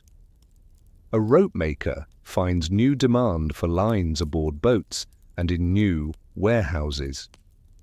A scribe becomes a teacher of letters to a generation that will write less on stone and more on leaf. Their art are portable because they serve dull needs that exist anywhere. The need to tie, to build, to record, to measure, to cook. These migrants do not become invisible, they become the arches under bridges with new names, the hands behind the smooth functioning of towns that grow from river to sea. Back in the old city, what remains thrives in its own register. Monks tend herbs in cloister gardens and teach recitations in simple classrooms. A few galleries are swept daily, their bas-reliefs cleaned by those who know the stories and tell them to children sitting cross-legged. Water still stands in moats, though greened by age. Fishermen still cast lines in channels that have become quiet. Festivals still raise drums on certain nights, their sounds carrying across stone and water to houses under trees where older people remember the intensity of crowds and younger ones imagine it as told in voices that make the past present, just enough to honor it. The logic of survival persists. Farmers near the city still coax rice from fields that hold water well. They adjust bunds because that is what life here requires. Craftspeople still trade for necessities and markets find their level in fewer stalls and more familiar faces. People keep track of the weather with the attention of those who know that one good season out of 3 might be enough if they manage it wisely. They store in jars, mend tools, teach apprentices, and fix what they can. Order now is local, rather, than imperial, and it is no less dignified for being scaled to village and quarter. What is lost is not only power, but the capacity to make promises that bind a whole basin. The old guarantees, roads maintained across hundreds of miles, embankments repaired by coordinated crews, hospitals stocked on schedule, give way to smaller assurances that rest on neighbours and monks and markets. The grand return on labour is replaced by nearer, shorter returns. A family trusts less in a distant seal than in the hands it sees weekly at the monastery and the faces it greets daily at the stall. The world shrinks to a size that fits, and in shrinking it keeps people alive with the tools they have at hand. If you climb a terrace at dusk and look outward, you can still trace the geometry of the old city. The lines are softened by vegetation, the angles rounded by time. You see causeways that become faint lines of earthwork, moats that are now lotus ponds, towers rising above trees, like memories of a thought that no longer commands but still persuades. You might feel sadness, but a carpenter might feel awe at the wood that held, a mason respect for the joints that last, a farmer gratitude for the water that still gathers in a channel that was cut before his great-grandfather's time. The place is not dead, it is living differently. Night falls, and you descend as a monk's voice carries across water. His chant is not addressed to kings or to conquerors, it is addressed to the mind that must make peace with change and with labour that no longer aims to outlast the world but to see the family, the field, the monastery through a season. The lesson the city teaches at the end of its imperial work is the same lesson it taught at the beginning, that resilience is the art of adjusting obligations to resources, of turning repetition into virtue, and of finding dignity in tasks that others might call small. Standing there, you might pose a last question to this chapter. When a civilization learns to survive by narrowing its promises and deepening its local bonds, what kinds of greatness does it cultivate that are invisible to those who measure only in the scale of empires? You cross an old causeway in the late afternoon and feel how the stones have settled, each a little lower than memory suggests, edges rounded by footsteps, rains, and the quiet encroachment of roots. The towers ahead still rise above the trees, but they no longer command the traffic of officials and scribes. Instead, monks sweep galleries where bats have tried to make their homes, and children chase one another along shaded corridors, their voices leaning into silence rather than breaking it. The city is not dead, it is living in a different register.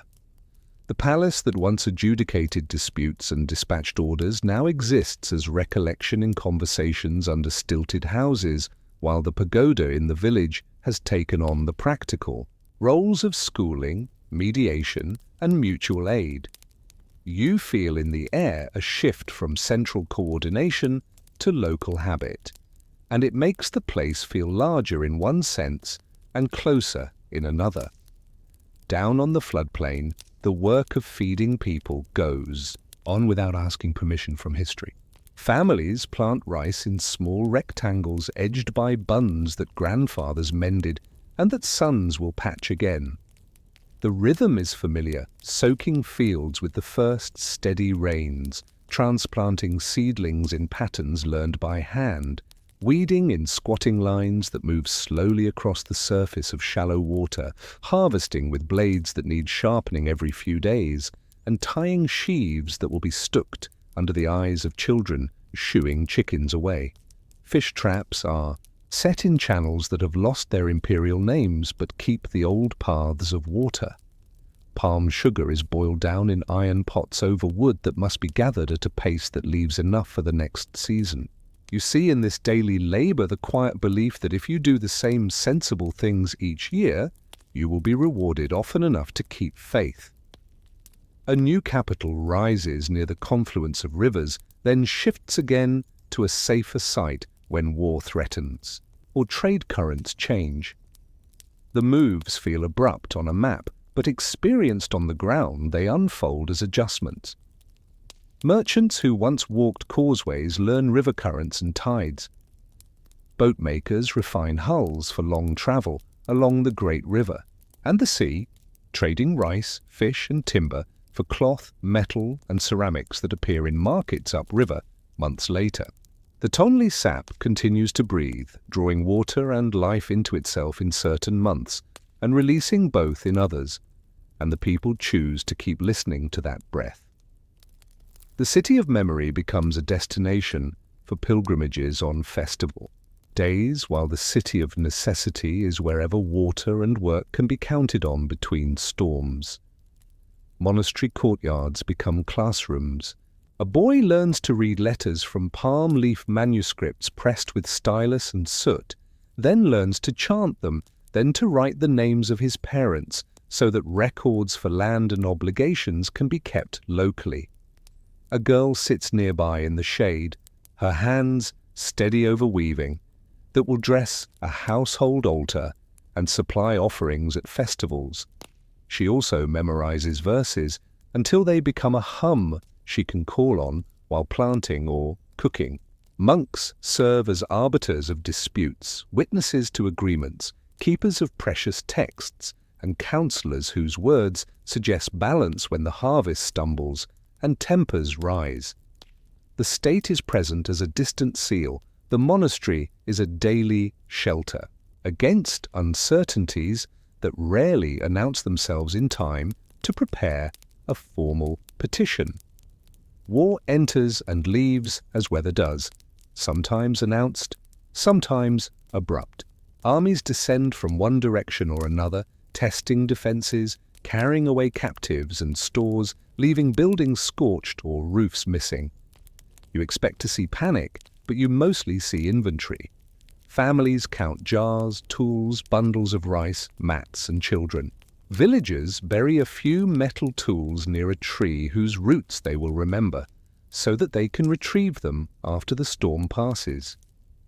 Monks move a few manuscripts to safer halls. After, there is the same work as after a flood, replacing posts, rethatching roofs, pulling charcoal from old fire pits, filling ruts and reseeding fields where seedlings were trampled. These repairs take place without speeches.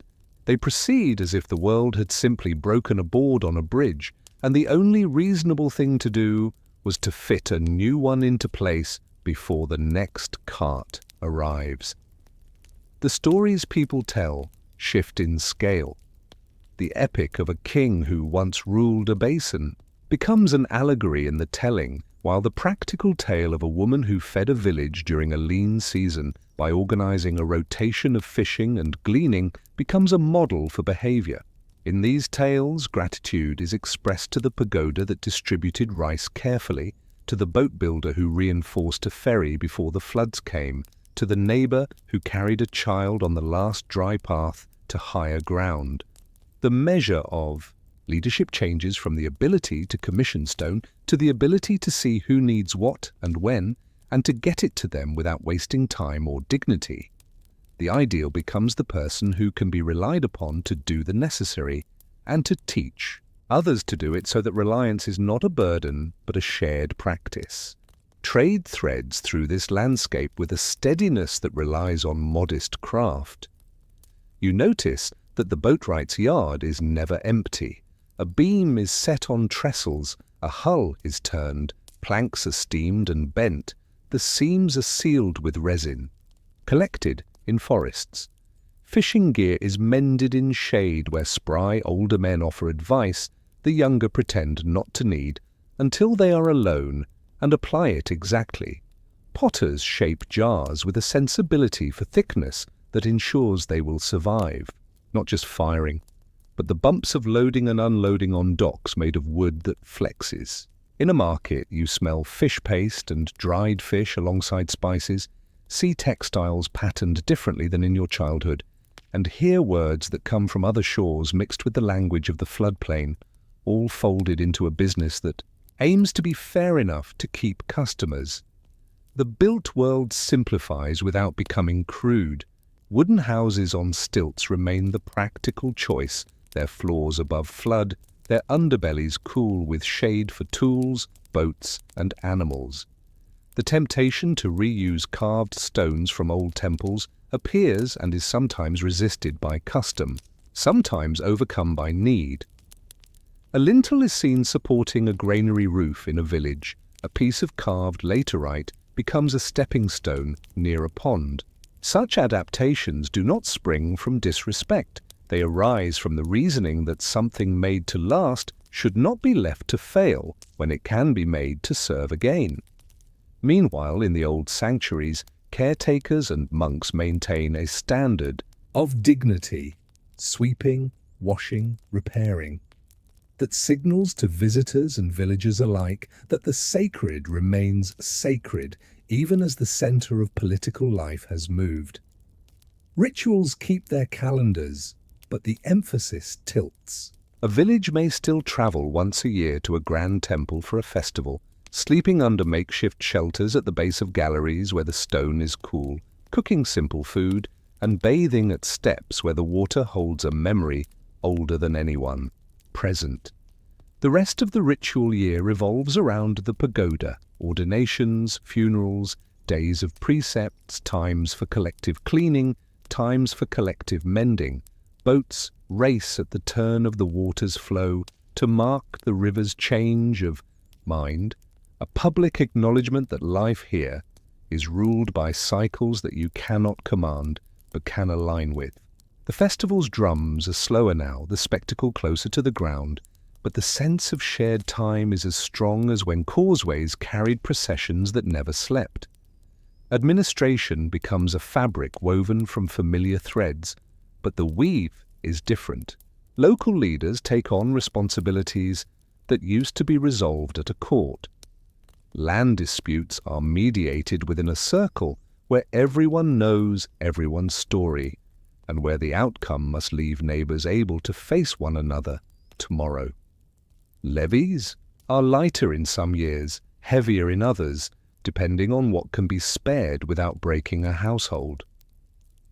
The idea of corvée persists, but is scaled to projects that can be completed with a village's strength, a bridge, a pond, a stretch of road. Larger projects are now rare, attempted when a benefactor offers support, when neighboring communities coordinate, or when a moment of peace and good harvests invites ambition. If you look for identity here, you find it not in proclamations, but in the stubborn continuation of sensible practices given a moral edge by ritual and teaching.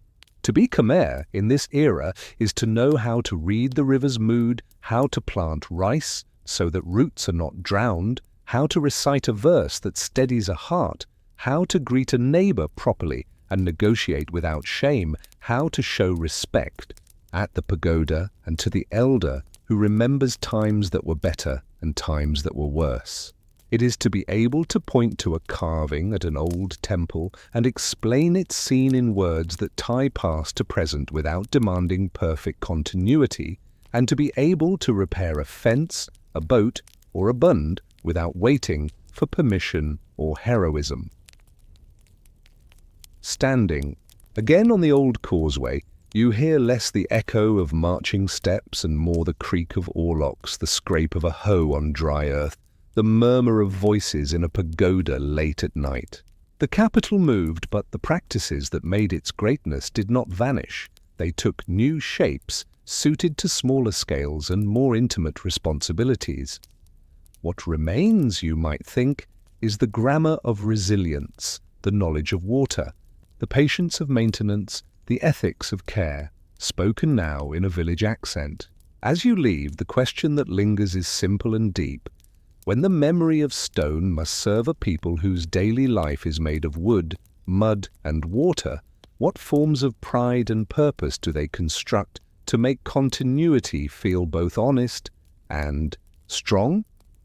You arrive at dawn to find men clearing brush from the base of weathered walls. The work is careful and repetitive, a cut, a pull, a gathering of vines into bundles, a pause to check that the roots will not take hold again. The people.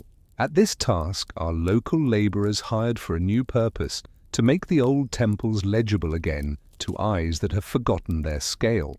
The project feels both foreign and familiar. Foreign, because strangers from distant capitals have brought new ways of measuring, drawing, and naming. Familiar, because the essential act is the same as the one a villager performs after the rains, clearing the channels so water can find its path. A surveyor sets up a tripod, a monk watches from the shade, a child carries water from a pond to a worker on scaffolding who taps a block that has shifted. In a small pavilion, maps are spread on a table, their lines crisp and sure. The basin is sketched not as a spiritual mandala, but as a network of features that can be measured: moats, embankments, causeways, shrines, quarries, and ponds. You trace a finger along a canal that you know by the feel of its bank under your feet, and see it rendered as a clean line with distances marked. The new way of seeing does not erase the old. It adds a layer of abstraction that allows the work of repair to be planned at a scale that used to depend on memory alone. Stones are numbered, drawings are made of lintels and columns, and notes are taken about cracks and joints. This is an inventory of a body that has learned to breathe through centuries of neglect and care both. Back in the villages, the rhythm of rice and fish remains unchanged in its essentials. Fields are prepared as they always have been, with bunds patched where water eroded them and channels cleared of silt that settled when the lake exhaled. The boat festival at the river is held with the energy of a city that has reoriented itself toward a confluence rather than a basin, and the sight of boats racing becomes the annual reminder that you live at a hinge of water. Monasteries remain schools for the young, libraries for the language, and shelters for the ill and the old. A new mode of schooling emerges in towns where letters are taught with printed books and chalk on slates, and this sits alongside the older mode where letters are learned by chanting and tracing on palm leaves. People participate in both without feeling contradiction. They treat each as a tool suited to certain tasks. The rediscovery of the old capital by scholars and travellers does something subtle. It turns the place from a local pilgrimage site into a national mirror.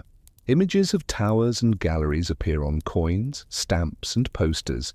A person living far from the basin begins to think of those stone forms as emblems of a shared story, even if he or she never walks the galleries. This turning of stone into symbol has effects. It attracts resources for conservation and attention for the countryside, and it also channels pride into a shape that risks becoming too ideal. In markets, you hear gentle arguments about what the old city means, whether it is simply a relic to be cleaned and respected, or a lesson that must be adapted to the needs of a people who now live along rivers and roads that connect to the wider. World conservation itself becomes a practice of humility. Engineers and artisans decide when to intervene and when to leave a wall to its own leaning. They prop where necessary, replace as little as possible, and keep records of every act. A system of scaffolds, pulleys, and levers recreates in miniature the old choreography of building. Workers are trained to read stones the way field hands read weather. A dark line in a joint might mean water is entering. A new gap could signal a settling that will not hold for the next rainy season. Local crafts are recruited and revived. A mason in a village learns to shape sandstone again for a missing block. A lime burner perfects a mixture that has to bind old stone without forcing it. The work is slow and encourages patience, a national virtue recast in the language of careful repair. In the city by the river, ideas about education and governance take on modern forms. Schools expand beyond monasteries, teaching children to read and calculate with pencils and paper. Newspapers publish stories that connect the nation's present to a longer past, often illustrated with images of temples made visible by recent clearing. The monarchy and administrators use these images to craft a sense of continuity that binds river towns to villages in the interior. People respond with a mixture of aspiration and skepticism. They are proud to see themselves reflected in the prestige of stone, and they are wary enough to remind one another that pride without rice is like a temple without water in its moat. Austere, perhaps, but not comfortable to live beside. Small-scale irrigation projects are planned anew, some directed by modern surveys, some by revived vernacular knowledge. A village might dig a new pond with a properly compacted bank and a spillway designed to release water cleanly. Another might agree to reshape a channel's curve to reduce erosion in heavy rains. You notice that these projects succeed when the plans honor the old grammar of water learned over generations and falter when they try to impose a logic that does not match the soil and the sky. Officials who listen do well. Officials who insist without listening are quietly avoided until they are replaced. Maintenance remains the real test, whether the channel is cleaned each year without being told, whether the embankment is walked after the first storm. Monastic life adapts too, taking on roles that reflect both tradition and new needs. Monks teach literacy and arithmetic alongside ethics.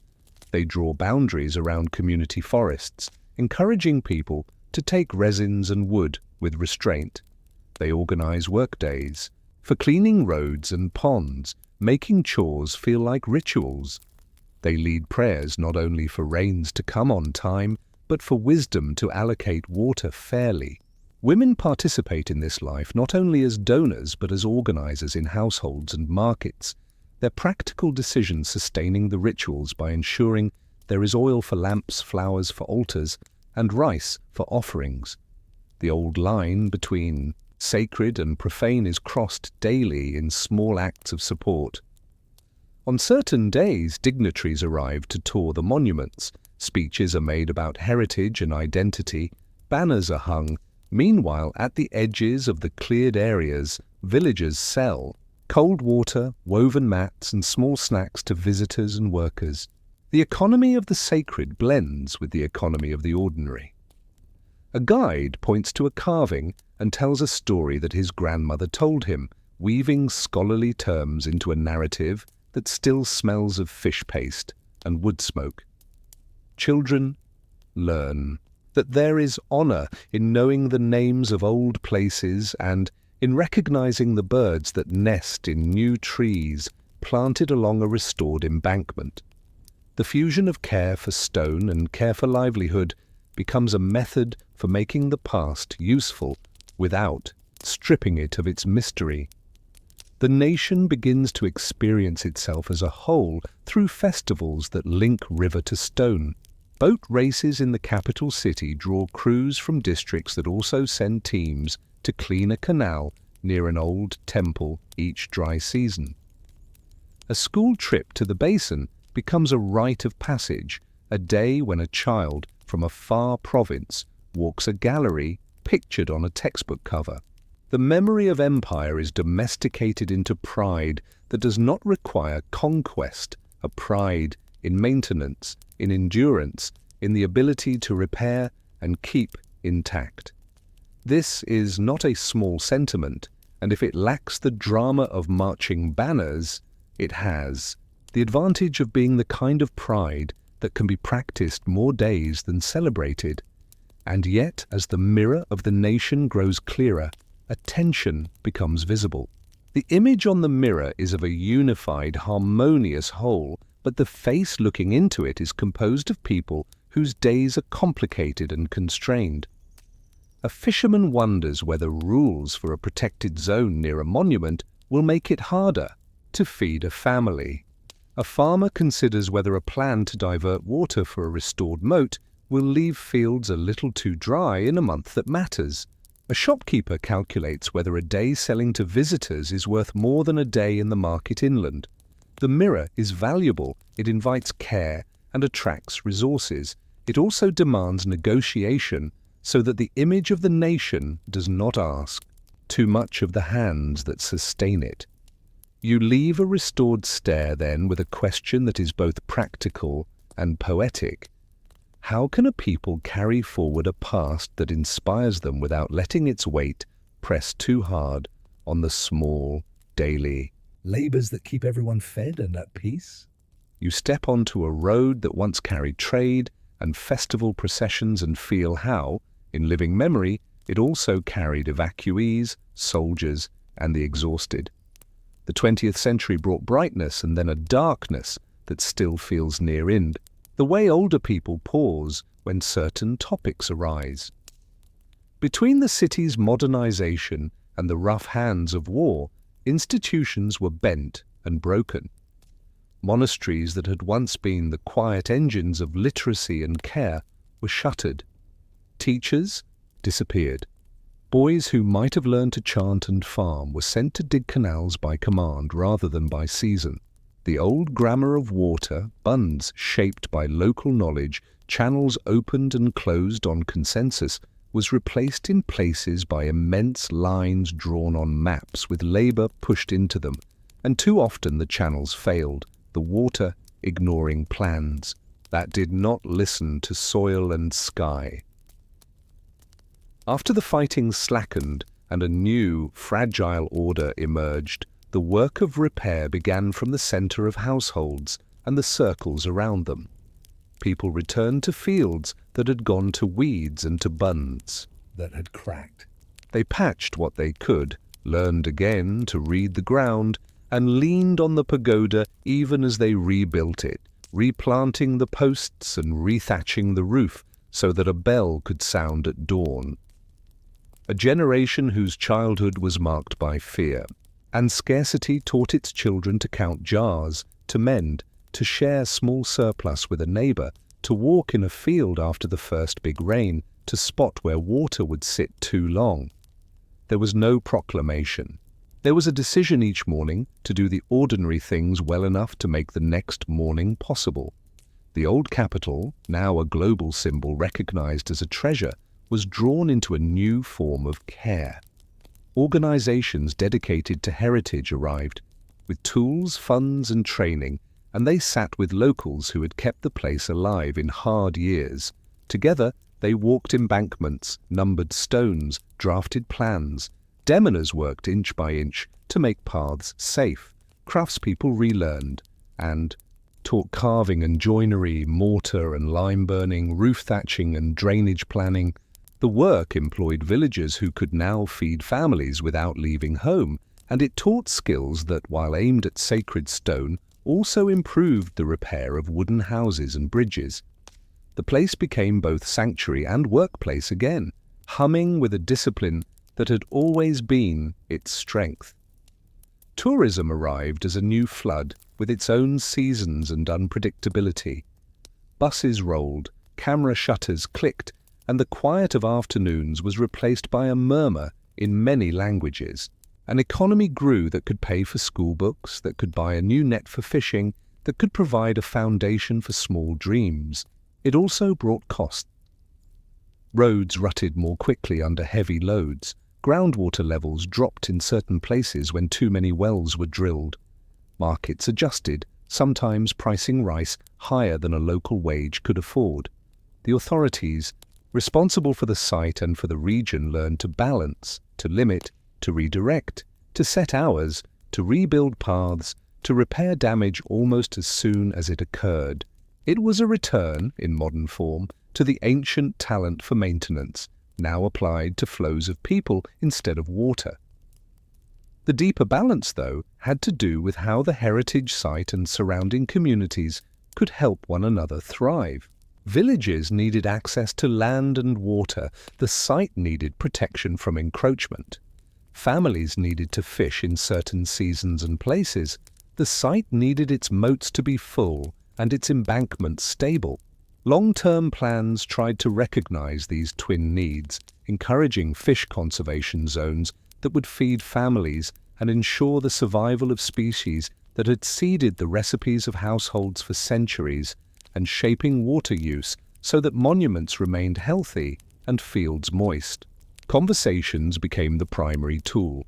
Meetings at pagodas, discussions under houses, workshops in schools, all aimed at making care for stone and care for people not rivals but allies.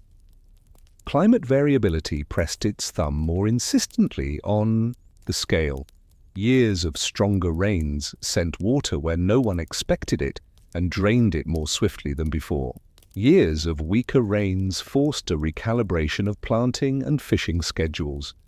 People responded the way their ancestors had, with trial, error, and correction.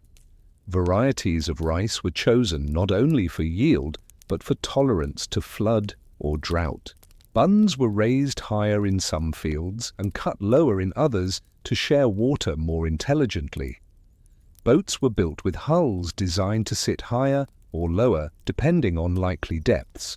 Monasteries taught not only verses but the habit of keeping notes on rainfall and river heights, combining folk memory with a new appetite for simple data that could be shared across seasons and villages.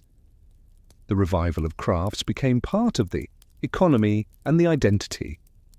Stone carvers produced work for restoration projects and also for small altars in homes and pagodas. Silk weavers re-established looms and patterns, and their cloth entered global markets while also wrapping local ceremonies in familiar textures. Woodworkers trained in careful joinery repaired old bridges and built new ones that matched the old aesthetic of fit and function. These crafts were not souvenirs of a past, they were living methods for solving present problems, dignified because they were durable and rooted in the landscape's logic.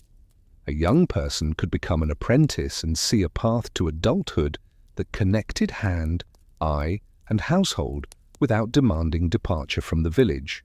The Tonley sap remained the ever-present tutor. Its breathing taught humility and attentiveness. Community fisheries emerged with rules set by those who fish, enforced by those who want to teach their children the same waters.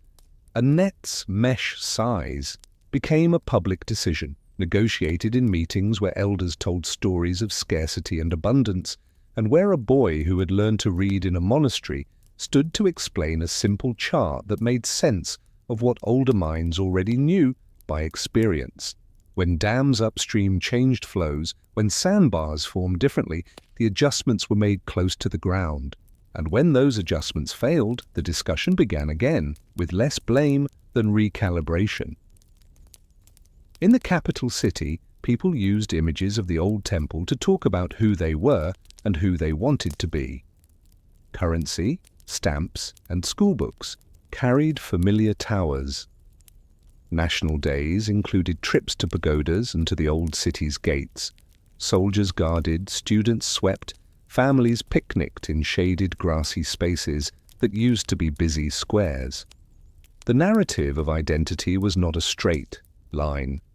It looped through catastrophe and rebuild, through pride and sober responsibility. People learned to say, "We are the kind who can carry heavy things together and can carry grief together." And the old city is our example, not because it was once the center of power, but because it continues to stand after centuries of wind, rain, and neglect have tried to coax it into collapse. In the quiet of a late afternoon in the galleries, you hear again the sound that has accompanied this entire story. The soft scrape of a broom, the lifting of a jar, the whisper of a prayer that is also a reminder to look where you place your feet so you do not trip. The difference now is that the broom, the jar, and the prayer are part of a global conversation as well as a local routine. People from far away care about this place, their care translated into money, training, attention, and even simple visits, adds to the energy available for maintenance. But what makes it all coherent is still the same unglamorous virtue that carried water to fields and stones to scaffolds, a steady willingness to show up and do the small work that, multiplied, becomes a great work. At the end of a long day, a monk closes a door at the end of a gallery and pauses to look out across the moat. He knows the names of the fish that move under the surface, the varieties of grass that keep the embankment knitted, the families that come to sweep on certain days, the workers who patch a stair the same week a crack is noticed. He knows that tomorrow he will teach a child to read a line of script and a farmer to read a gauge by the canal. He knows that in a season the tourist buses will slow or swell, that the rains will come on time or not, that the moats will need attention. He also knows, and so do you, that the lesson of this place is not that it once was powerful, but that it remains instructive, an operating manual for living with water, weather, neighbours, and loss. You walk back over the old causeway slowly, listening to your feet on stone that remembers many feet. The towers are behind you, but their shadow does not feel heavy. It feels like shade offered on a hot day. You think of the first bund built with a child's help, of a ledger kept by a patient hand, of a rope twisted from plant fibre and tested for strength. You think of a basin dredged and redredged, of a temple swept and reswept, of a city that breathed with a lake and learned not to demand from the sky what the sky could not give. And you wonder, as anyone living now must, whether the old grammar of water and patience can be learned anew as the climate shifts and as crowds thicken, not to recreate a vanished empire, but to keep households, villages, and shared places sound. What parts of that grammar can you carry into your day, and which parts must be reinvented so that continuity is not a word on a stone, but a habit in your hands?